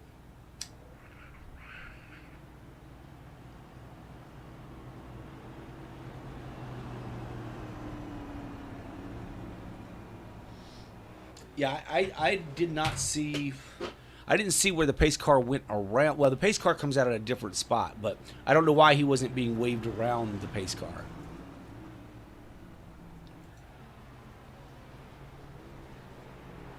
We're showing James Nelson being a lap down, Dave. Yeah, so I'm just going back to look at this. Did the leaders catch him? I don't know. Yeah, so James Nelson, the 19, they spun in turn 1 on the green flag, and by the time he got spun around, the pace car had been deployed, and for some reason, he had to stay behind it. But did any He of never, the leaders he never pass him? actually, yeah, the leader never went around him. Well, I mean, he's behind Tyrone Yo now, scored behind Tyrone. Yeah, that's a scoring mistake there.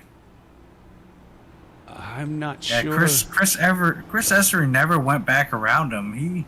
Once James Nelson got the car turned around, the pace car had come out for the yellow, and for some reason they kept him behind the pace car, but he never went a lap down. So I don't know what, if anything, the admins are going to do, but that's a scoring. Listen, if issue. he did not beat the pace car around, then he was trapped behind the pace car. That means he was towing to the lead lap, and he had to come to pit road. Not allowed to pass the pace car, then he goes a lap down while he's sitting on pit road. That's what happens. So the pace car is off nonetheless going to get this thing started up again, but that's the way the rules are, Dave. You're trapped behind the pace car. So the pace car was deployed before he was able to get up and going again. So he was trapped a lap down behind the pace car, towing the lead lap. Green flag is out. 22 of Essery here on the oldest tires of the front 3. Sauber with the freshest tires of the front 3. 27 trying to waste no time getting around the 22, but unable to get it done on the outside. So you can see Essery kind of guarding that bottom.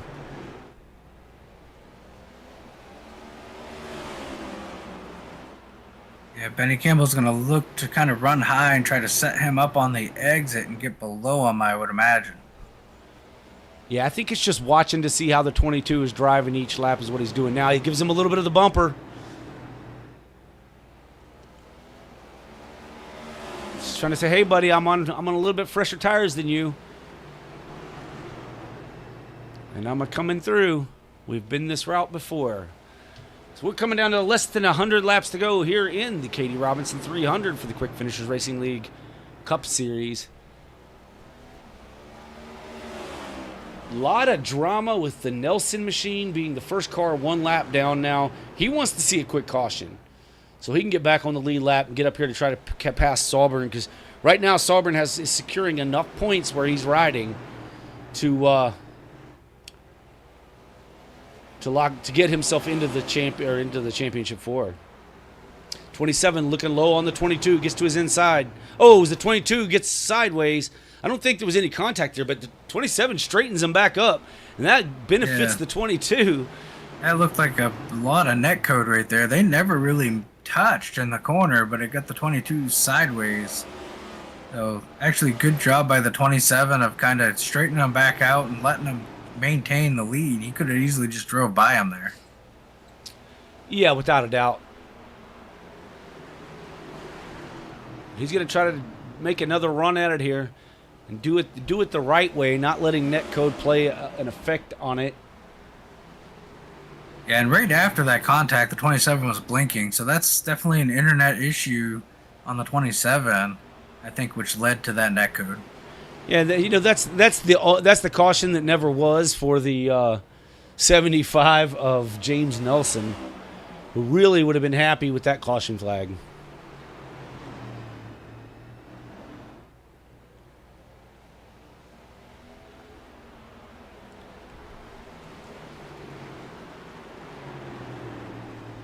Battle here heated up for that 3rd spot. Michael Kerjelak on quite a few lap older tires. I mean, 29 lap older tires than the 54.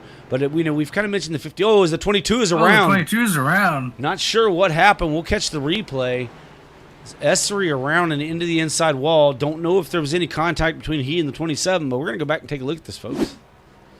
That's what James Nelson wanted to see right there, Dave.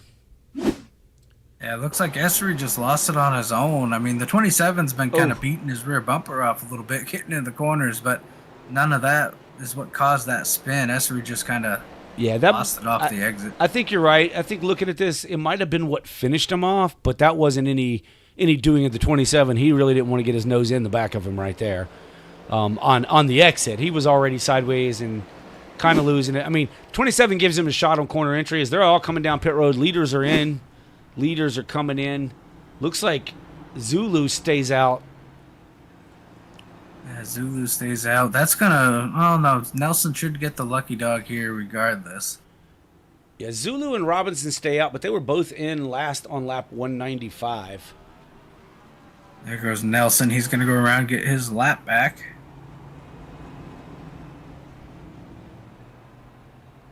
So yeah, I guess Zulu's gonna try to hold on here a little bit with Robinson as well. Maybe pit later, or maybe on the next caution, and get a little bit fresher tires. Yeah, not a bad plan. You know, if you're trying to save a set here, if you got a set to save, trying to save them, not a bad plan. James Nelson should be coming down pit road to get his service done now. He'll restart at the tail end of the longest line here. But they'll back in this thing now is James Nelson. Yeah, I mean, we're still going to have well over 80 laps to go when we get back to racing here. So Zulu can and Robinson there can still, I think they're going to get gobbled up here maybe in the early going. But if we can get a caution maybe 15, 20 laps from now, it might help them to put on the fresh tires from there. Well, so Dave, they pitted on lap 195. Didn't restart to lap 197. And then the caution came out at lap 208. So they really only have a handful of laps on their tires. Green flag laps. Well, for Zulu, it looks like Robinson was down on 195 for fuel only, possibly. It was a 5-second stop. Yeah, you're right on that one. Zulu does have 4 tires. You're right. Robinson doesn't look like he took 4 on that last stop. Zulu is your leader in that pink and black Toyota. He shared a picture with us. Unfortunately, I can't bring it up for the folks at home. I do not have that set up to do, but of, I believe, one of his last photos with the pink and black. Was it rugby, Dave? Yeah, I think it was the Hungary rugby team, maybe. Possibly. That's such a. I am not man enough for all that kind of sport. I ain't gonna lie about it. If you watch American football, if you've never seen rugby, I recommend you check it out. It's think of football without the pads, I guess, and a lot more aggressive. Looks like fun, but it may be in my youth, but yeah, I don't know. Now, this is just me trying to stir the pot, maybe a little bit of controversy. But earlier in this race, the 98 went around off the front bumper of the 27, if you remember correctly. So just kind of watch this, see how aggressive Benny Campbell wants to be here. Green flag is out. 98 out to a good restart. Gets about 3, maybe 4 car lengths on the 27. 27 is going to close that gap on entry. Gets it down to within a half a car.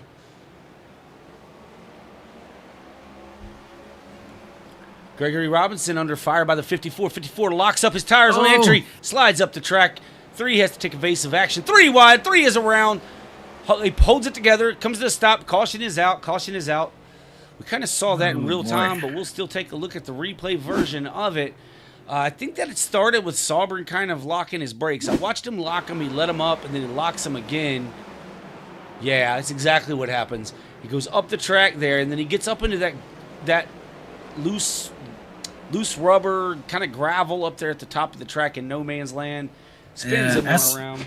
I'll tell you, Esri's very, very lucky. He didn't get collected in that when the 3 kind of spun around there. I thought he was going to get him in the left rear quarter panel. Just barely got by.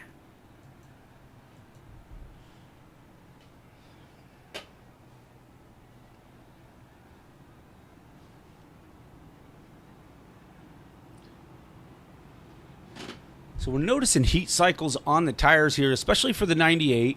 But even these drivers that just took tires, I'm not even sure they had enough time to get any heat in them, really. You just kind of scuffed them up a couple of laps there.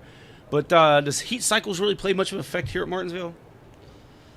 I don't think they're going to play much of an effect right now.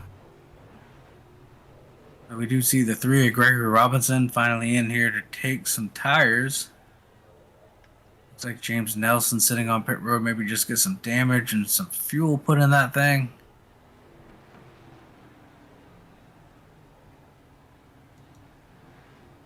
Yep, Nelson getting the damage, like you said, straightened up. Kind of, I said, pull the fenders out on this thing a little bit and let's get her going again. I mean, at Martinsville, guys, we've seen folks win races here looking like they're driving a modified because the fenders are ripped off of it, the hood's gone, the front bumper's gone, see the radiator sticking out, and you can still drive a race car around here because aerodynamics really doesn't mean a whole lot. But, yeah, still get that damage corrected. Maybe you had a tire rub or something we don't know about. I don't know if you can really get tire rubs here. Yeah, so I'm just looking at the total amount of pit stops these guys have had. Zulu's been in 4 times, so we know Zulu's got an extra set of tires. Benny Campbell's been down 5. Curtis Sovereign's been in 5, so they possibly have no more tires at this point. Chris Essery's only been on pit road 3 times, so he's got at least a couple sets of tires sitting there. Kurjalak in the same boat, 3 stops, so he's got a couple extra sets. Everyone else looks like they may be out of tires, possibly.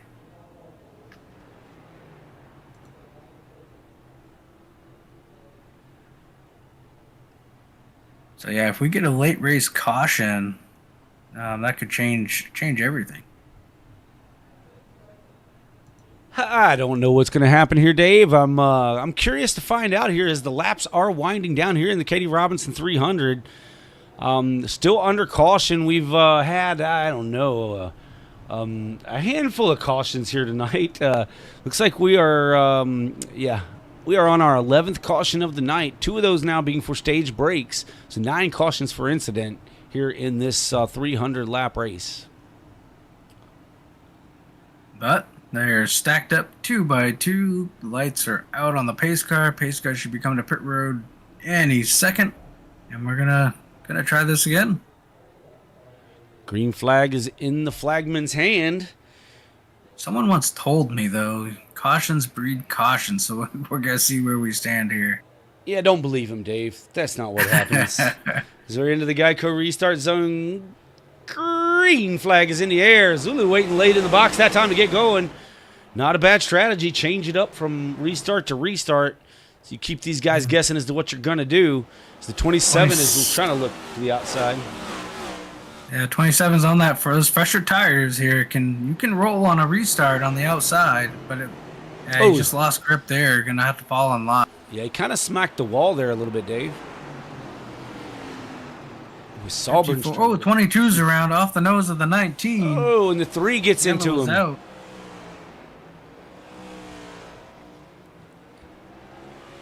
Yeah, Dave, so I think whoever told you that, you need to call them up and let them know they're a freaking genius.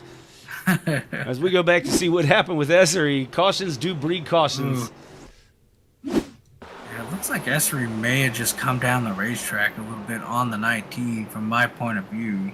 Yeah, the 19 was down there. I don't think the 22 realized how close he was and just kind of spun himself off the nose of the 19. Yeah, I mean, it doesn't look like the 19 really moved up off the curb at all, so... No, that's what I was watching, too. Say. I was watching that gap. We'll take another look at it here, folks, but I was watching that gap as well, Dave, and I'm with you on that one. That's kind of what I was seeing as well.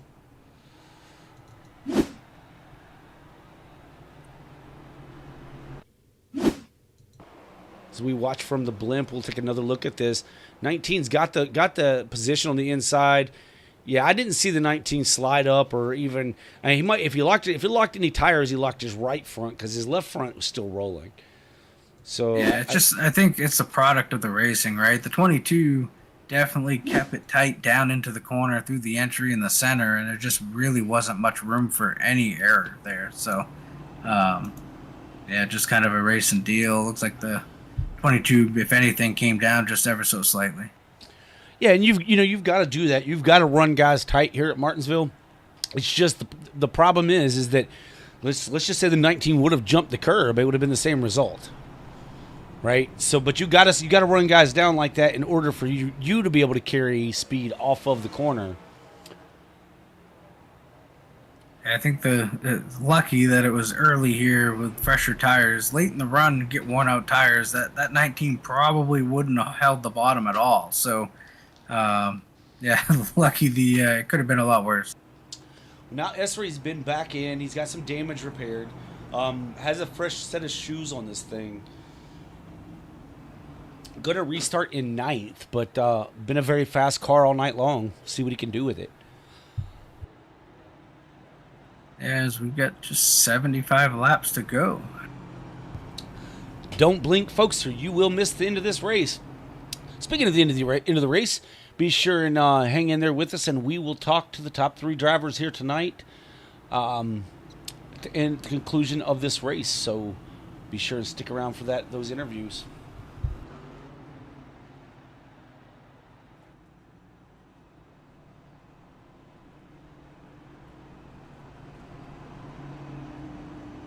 But James Nelson back on the lead lap, running in the 3rd position. So good recovery there for James Nelson. Yeah, where he sits right now, David, would be if they finished in this order right here, he would be tied with the 54, and it would have to be whoever had the best finish of the round.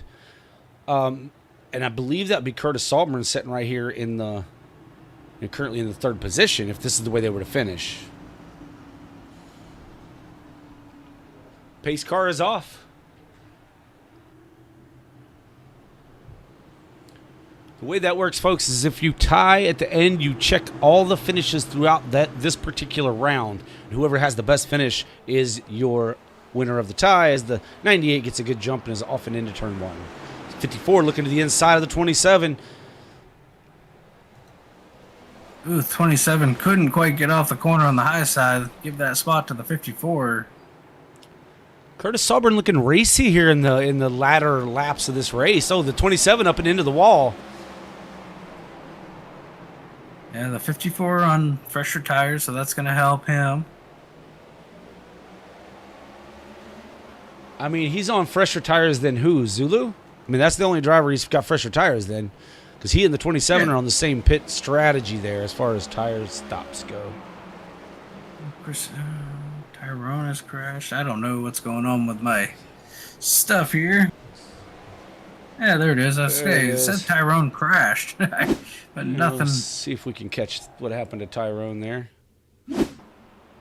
Tyrone's all by himself here. I'm not sure what happens there. He tries to get it into the corner. Oh, they crashed ahead of him with a 3 and the 53. Oh, I saw that no, too. the 22. And Essery. Yeah, the 22 and the 3. Yikes. That's what we've got to get back to. Let's go see what happened right ahead of Tyrone. So we're watching the 3. 3 gets in the back of the 75. Now the 53 gets into the 3, and the 22 gets into the 53, and then gets into the 3. A lot of damage to the nose of the 22. Essery on pit road now. Oof. Yeah, so I didn't see the 53 involved until that secondary replay there.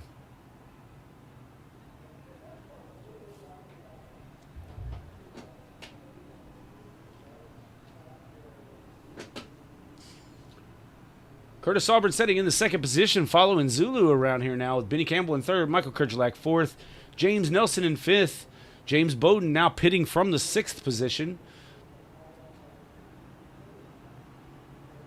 with Gregory Robinson. He'll jump up now into that 6th spot. That'll move Bowden back to 7th, and Tyrone Yo will be 8th. Essery is now leaving pit road, so he'll gain a spot or 2 back here. Long time on pit road. 31 seconds for Essery getting some of that damage. Let's take a look at the nose of that car if we can. Looks like he got the nose of it cleaned up pretty good. Maybe even taking a fast repair there, as his car looks really clean, and that nose was bent in pretty bad. You can't take those fast repairs home with you either, Dave, so might as well use it. I mean, a lot of guys, I know myself, I try my best to save that thing as long as I possibly can. to try and minimize any late race issues that could come up. You know, and if I can work on it, I work on it. And a lot of times that'll bite me. You know, there won't be any more cautions for the rest of the race, and I end up taking a fast repair home in a slower car. So, yeah, it's kind of your guess. It's a guess whether or not to do it or not. I'd almost rather not have any at all, so I know what my decision's made. You know, my decision's already made for me.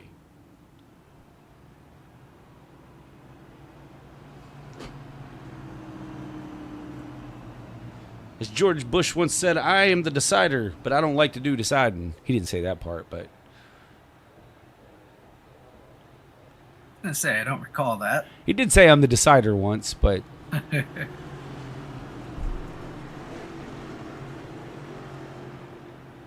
As they're going to stack them up 2x2 behind the pace car, we will go green next time by. Here with 65 laps left in the Katie Robinson 300. This is the SimWorld Racing Network. You're watching the Quick Finishers Racing League Cup Series Round of 8 finale.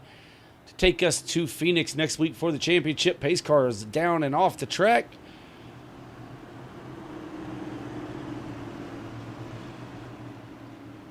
Green flag is in the air.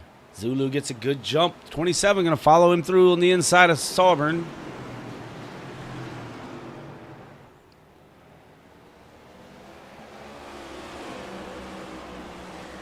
Sauber trying to battle on that outside there. Now going to lose that position and maybe lose another one to the 19. Oh, he and the 19 make contact. 54's around and into the inside wall. Not what Sauber wanted. No caution flag due to getting going. Not what Sauber wanted, especially with Nelson getting his. So now they flip-flopped again, folks. James Nelson would now be in the Final Four, or the Championship Four. And I'm watching as this race progresses, and it just getting less and less give and take as we wind this one out. 3 into the wall, 75 way high up the track, going to lose a bunch of spots. He don't really want to be doing that because Sauburn's not that much further back. Okay, he's quite a ways back, but...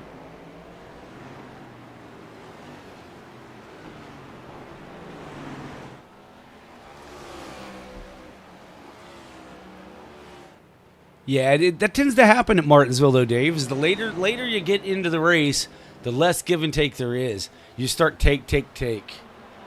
Yeah, a lot of these cautions late, I feel, could have been avoided, but we're getting late in the race. Everybody's hungry to try to get every position they can. As speaking of that, Benny Campbell has caught the back of the 98, so the battle for the lead is on.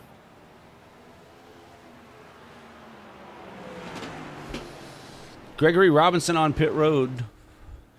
Bringing that car down. Looks like the right front maybe beat up just a little bit there. Not really sure what happened with him, but maybe got the wall one too many times. So they're going to put him a lap down here. So the leaders cross the line now.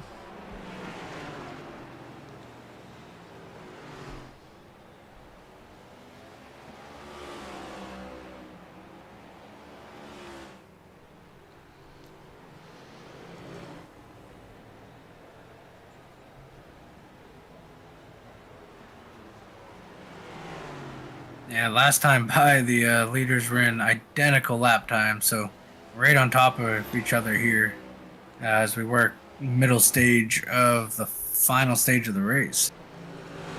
Yeah, absolutely. Getting this thing wound down to like 57 laps to go. Dang, I am having to math too much. But a tight battle for the lead. They smoke their tires going to the corner. 27 looks to the inside of the 98. Yeah, 98 kind of missed the entry, gave up the inside to the 27.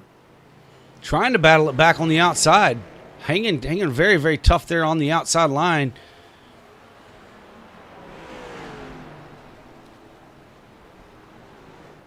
Finally gives it up to the 27. Yeah, 98 had to get out of the throttle. Looked like he got loose. Was about to hook the 27. Wisely comes out of the throttle.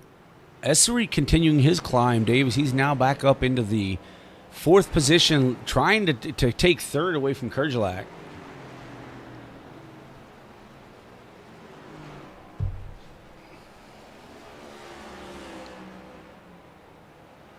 And Curtis Saubern just a couple positions behind the 75 of Nelson. He has Bowden in between him, but still a little bit of distance on track. Zulu's taking the lead back here from the 27 on the inside. Your pole sitter and fastest car in practice going at it with the 27 now.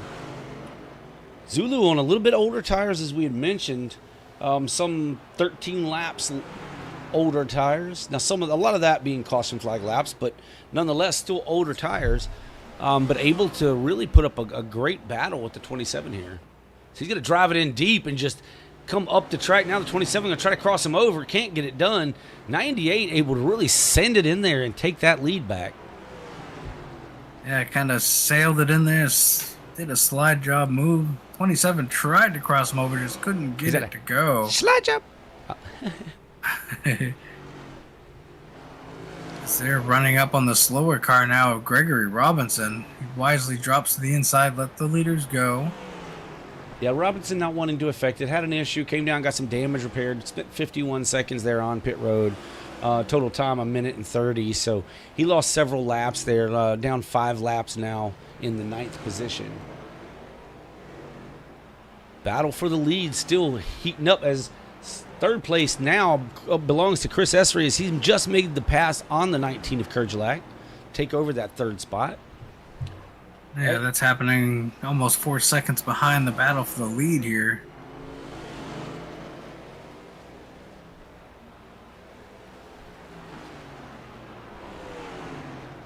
So I'm watching the 27, and he's really not driving it in hard right now. I think he's back to that conserve mode and just ride here for a few laps. He knows he has a little bit fresher tire than the 98. They've already heated him up a bit with some aggressive driving, racing one another. I think now maybe he's just trying to push the 98 into a mistake or push him into wearing his stuff out a little earlier so the 27 can capitalize on this long run. That only works if you get a long run, though. Yeah, they work their way around the lap car of Tyrone Yo. But yeah, just a few laps prior, I noticed both these drivers were overdriving it. Now it looks like they both kind of settled in a little bit. If anything, the 98 of Zulu possibly driving a little bit harder here than the 27. Now, we say that they are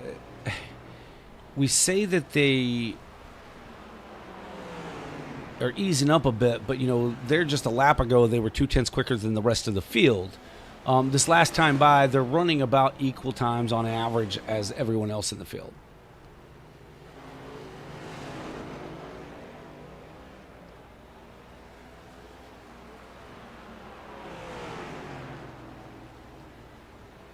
I think the 98 may be suffering from a little bit of tire fatigue, Dave.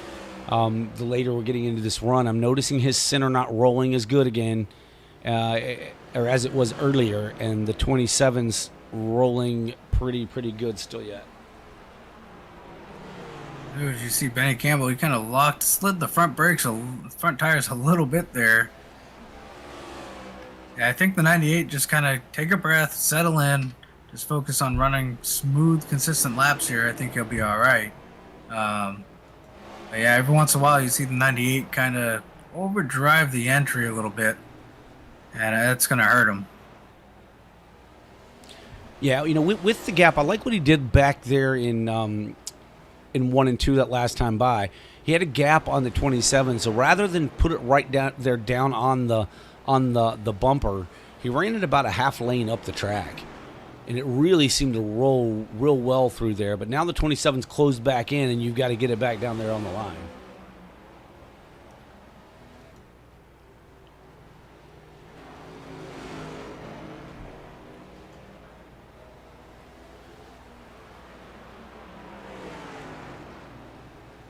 Chris Essery really not making too much gains on these guys. He's still some 4.2 seconds behind our leader.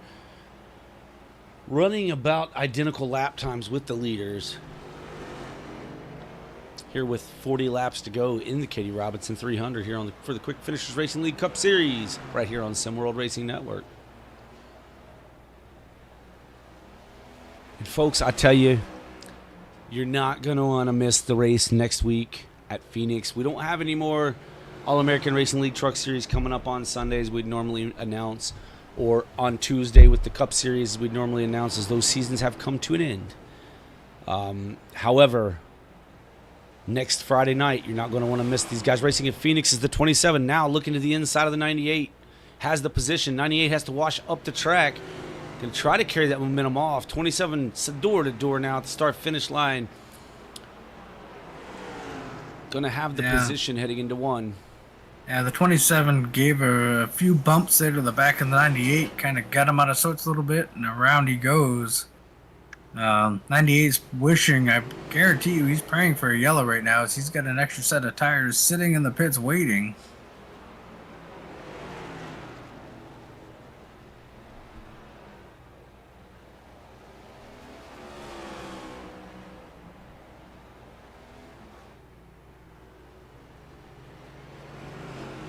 Yeah, nice little green flag stretch here, making these drivers have to use those tires a little differently than they've had to do there. You had, several consecutive back-to-back caution flags where guys were on different strategies and then pitting at different times. So after this long stretch here, you're right. If they could get a caution, and we don't know if Benny Campbell has another set or not. He's been in 5 times. We just don't know if he took tires every single time. But we could say for certain that Zulu does have a set of tires. Kurjalak does have a set of tires. He's only been in for 3 stops the whole race.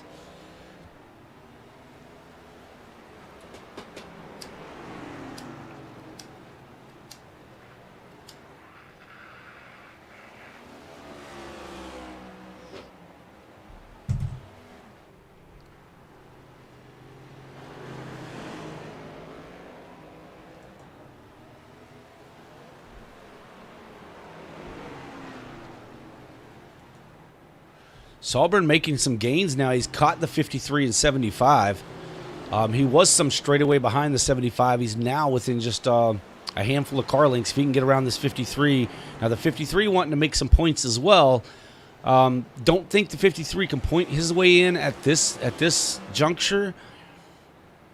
But, you don't want to give up. Oh, as he gets a shot by the 54. 53 gets a shot by the 54. Able to hold on to it and keep that position, but the 54 is on go mode at this point. He's got to get around this 53, and he knows it.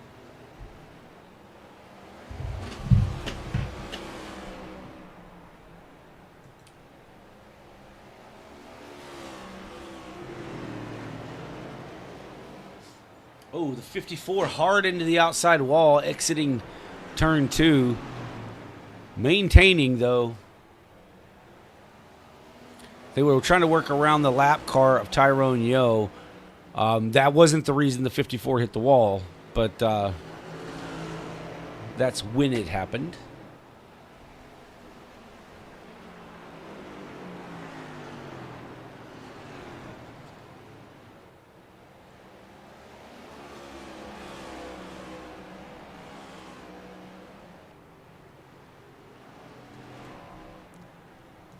But be sure and tune in next Friday night in Phoenix. We're heading out west for the finale. We know Kenneth Pack is going to make it through to that Championship 4. We believe the Zulu is also in great shape, running in second to skate his way through. Don't think he can lose enough spots for it to matter. He's gained some points under the stage brakes. Michael Kurjalak, pretty sure that he's good on points as well. And then it's going to be a battle between these two drivers, the number 54 of Curtis Sahlberg and the 75 of James Nelson.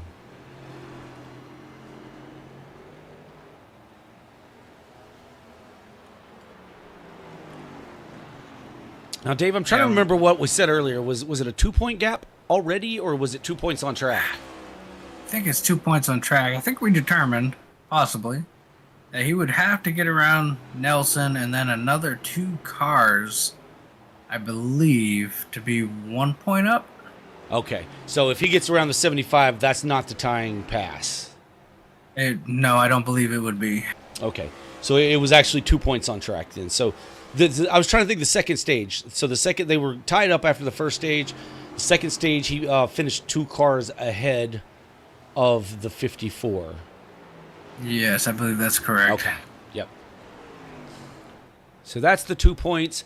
It's currently 3 on track as they sit. So he needs to get around the 75 and somehow make up 7 seconds to get around Michael Kurgelak. So really, it's almost going to have to take Kurgelak really falling off in this final 25 laps to make that even an option, or we see a late race caution here. The 27 has once again began to check out. He's now 2 seconds ahead of Zulu, leading this race. But you know, if you're Zulu, you really wanted to get the win here tonight, but you don't have to win to get in.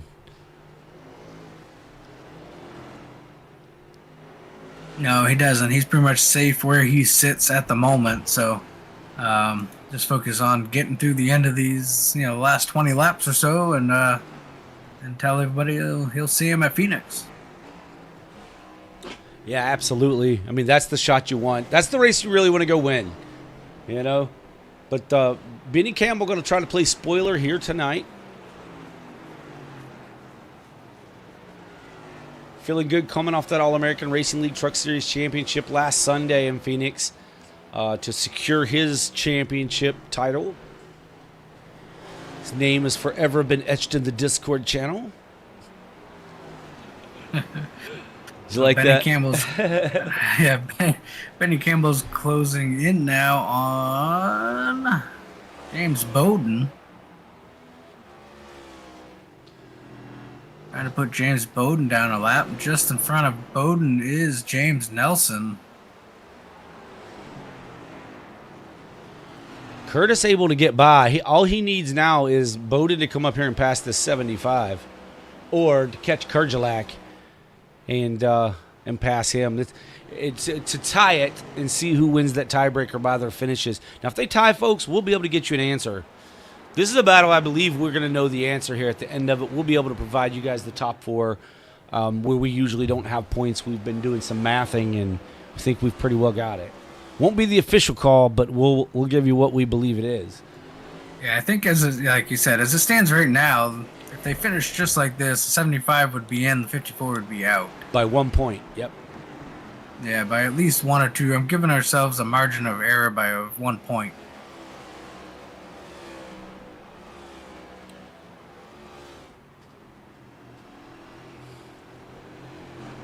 The leader doesn't really know what to do here. He's coming up on 2 guys that he knows is racing for, points position and a championship, right? But at the same time, he's racing for a race win here as a spoiler. I think Benny will obviously go for it. He's not going to give up too much time to Zulu if he can prevent that. But, it's still kind of a tough call. Okay, I got 16 laps. That answered my question. Never mind. Yeah, you got 2 drivers, Nelson and Sovereign, who race each other very hard. And right now, that race is very important. So, if Benny can get around James quickly here and just go, he'll be all right. He's now to the inside, putting that 75 machine a lap down.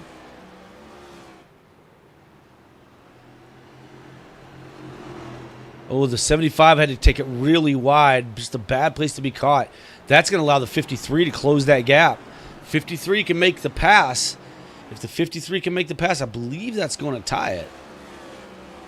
Because right now he was 3 points on track. Now it's 2 points on track, I guess. So, yeah, he's still got to pass a couple more cars.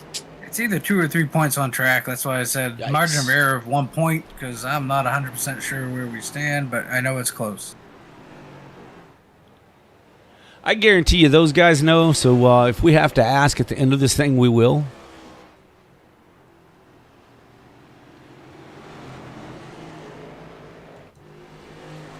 I can pretty much bet you that they have the mathing going on as we speak. That's still the closest battle on the track. We'll just follow our leader here as he's trying to lap the 54 machine of Sovereign. Sovereign really wanting to see a caution flag here.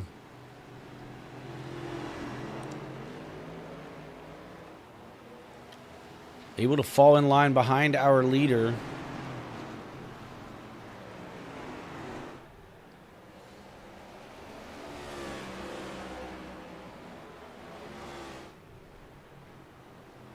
Zulu some 3.5 seconds behind this battle at the moment. or I say battle, but behind our leader. See him almost. That's almost straightaway here at Martinsville. Essery 9 seconds back of the leader. In third position. Kurgelak fourth. Curtis Sauburn fifth. James Nelson sixth.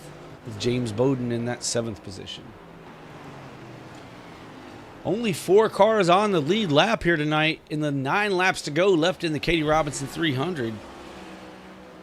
It's been a little bit caution-filled, Dave, but not a bad race overall. You know, at least the cautions came in a period of time.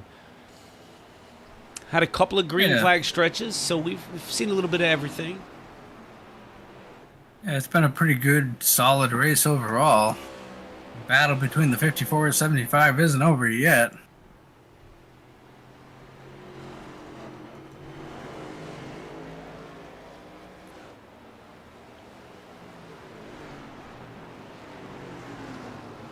Oh, as the 54 jumps the curb there.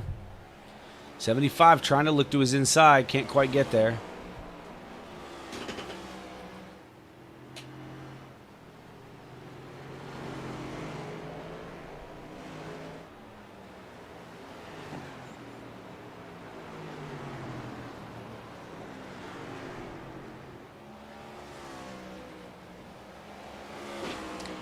Campbell continues the lead. We're going to stick with this battle. I understand it's 1 lap down, folks, but it is for the 5th position. Our closest battle on track right now.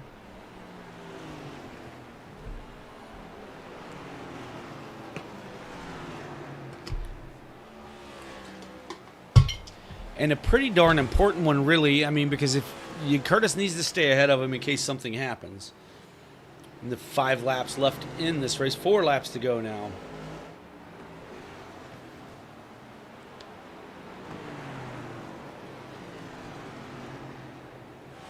.75 looks to the inside of Curtis. As they head down into turn 3, he's going to have that advantage to the inside. 54 drifts high. 75 is going to be able to wrap the bottom and pull off the pass. Adding insult to injury.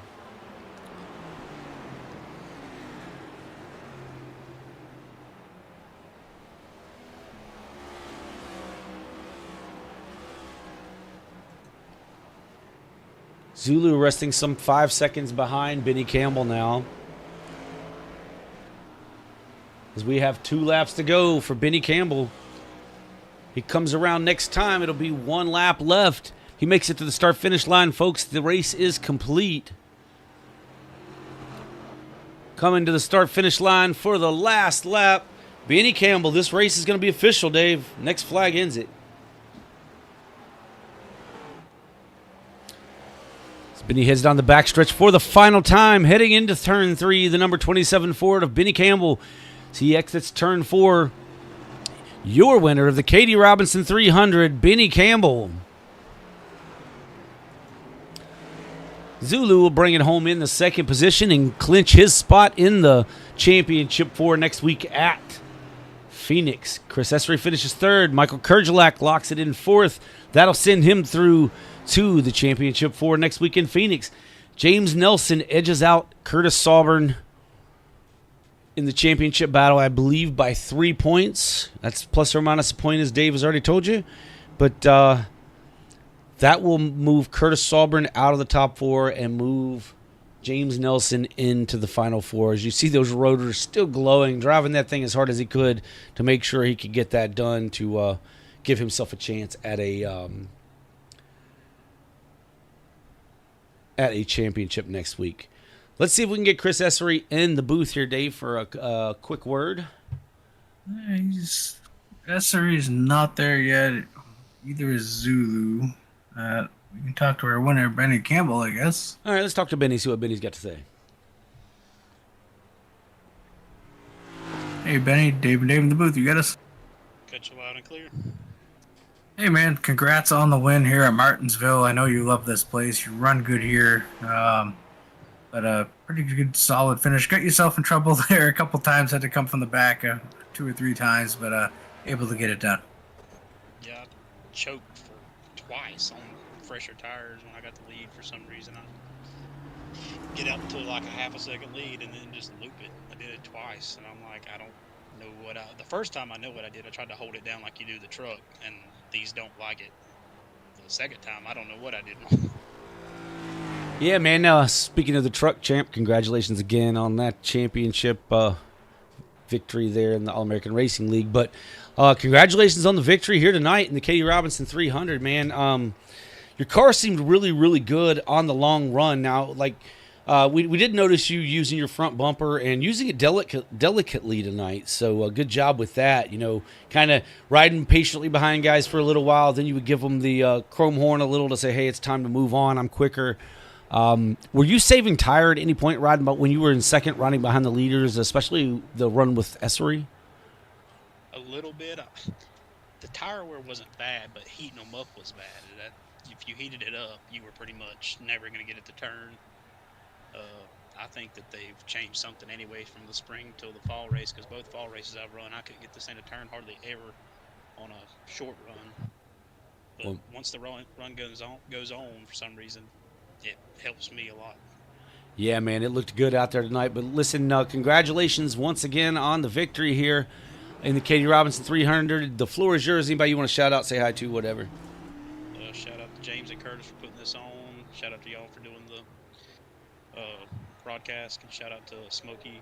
I know this race is for his sisters, so it's a good cause. And then Zulu and I can't remember the other guy's name, Essery. Yep. Both raced each other really well, so it was a good race. Yeah, man, it sure was. Again, congratulations. We're going to send you back to celebrate and try to grab one of these other guys, get them up here in the booth. Appreciate it. Have a good one, buddy.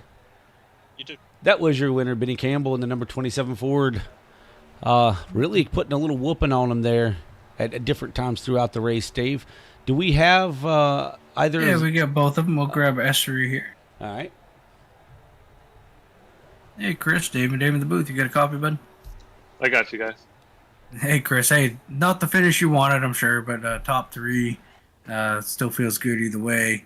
Once you found yourself in the back there a little bit, look, it was a tough sledding there for a little while, trying to avoid some of that stuff, but able to at least get back to a P3, so congrats on that. Yeah, thank you. Yeah, I knew getting through it's just short track racing. It's going to happen. Yeah, man. We noticed early on it was a really good battle with you in the 27 a lot of the night, and we noticed there on a really long run. I mean, you were much quicker on the fresh tires, but it seemed like on the longer run, your car started to give up a little, maybe start to push up in the center. Is that what was going on with the car? Yeah, I was the first two stages. I was wheel hop central. It was just ruining my right front. And when Campbell caught me in passion, I was like, yeah, I got to take care of this right front in this third stage. And I was trying, but then we got in trouble later in the last stage. Yeah, we noticed you also had you had the fewest pit stops there for the longest time before you ended up in the back there. Like you had a bunch of tire sets, man, just waiting and ready for stuff to happen at the end of this thing. And unfortunately, I think they kind of spaced out a little earlier than that and got your tire strategies. It was up and down on the tire strategies from our perspective all night long, watching guys, especially towards the end with all the cautions and things. So really hard for us to tell. And we know tire heat was a big deal. But good run getting back up to the field, man. Congratulations on a P3, and the floor is yours. Yeah, thank you guys. Yeah, just shout out to my brother, crew chiefman. We did all we could. Shout out to these guys. It was fun racing. No one should be upset or anything. It's short track racing. It was all fun. All right, man. Well, listen, we're going to send you back to celebrate. But again, congratulations on a good run here tonight in the Katie Robinson 300. Awesome. Thank you, guys. Yep. That was the number 22 of Chris Essery, finishing in P3 in his Ford here tonight. Let's see if we can get a word with Zulu.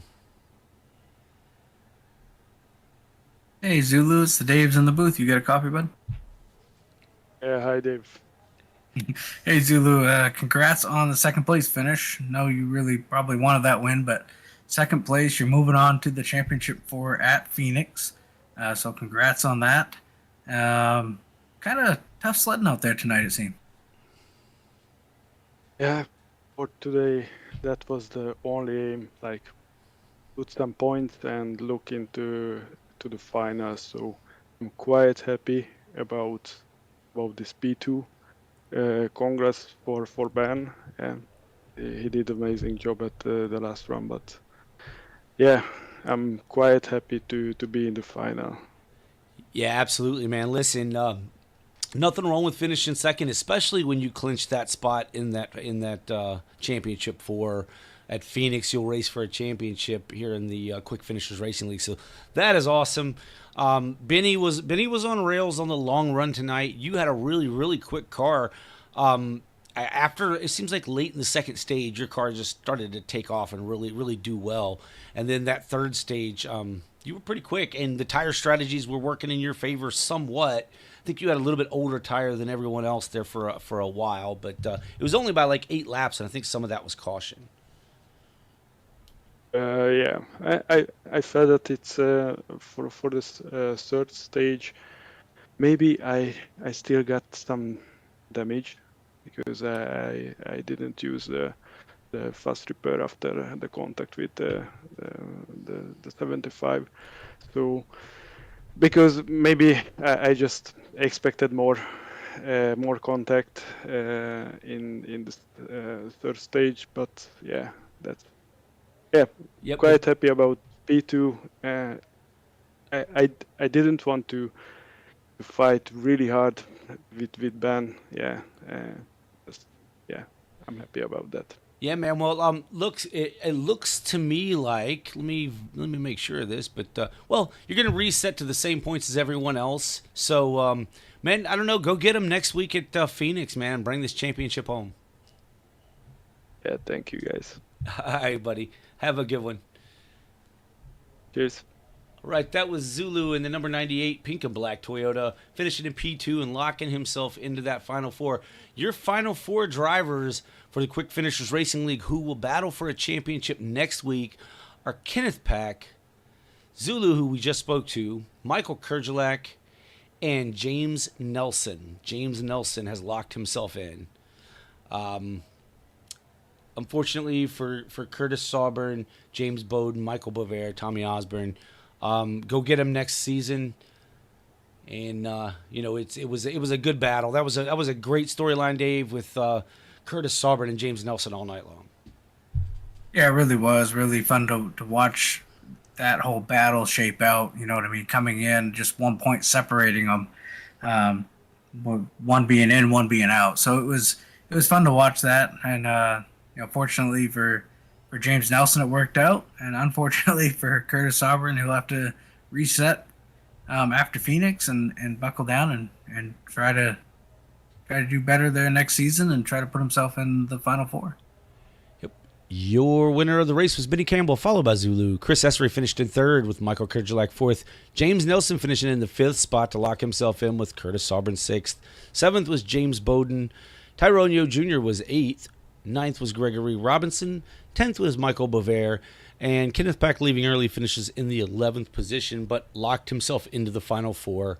The Championship Four next week at Phoenix. Be sure and tune in. Same great channel, same great time, right here on Sim World Racing Network for the Quick Finishers Racing League Cup Series Championship next Friday night at Phoenix.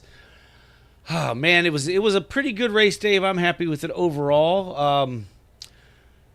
Ready to move on to next week and get the championship, and then we'll be taking a short break here on the channel before we get everything back up and racing again in February.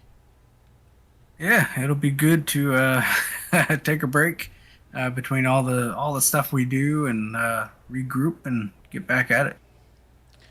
All right, well, this is the Sim World Racing Network. You've been watching the Quick Finishers Racing League Cup Series. Katie Robinson 300 from Martinsville.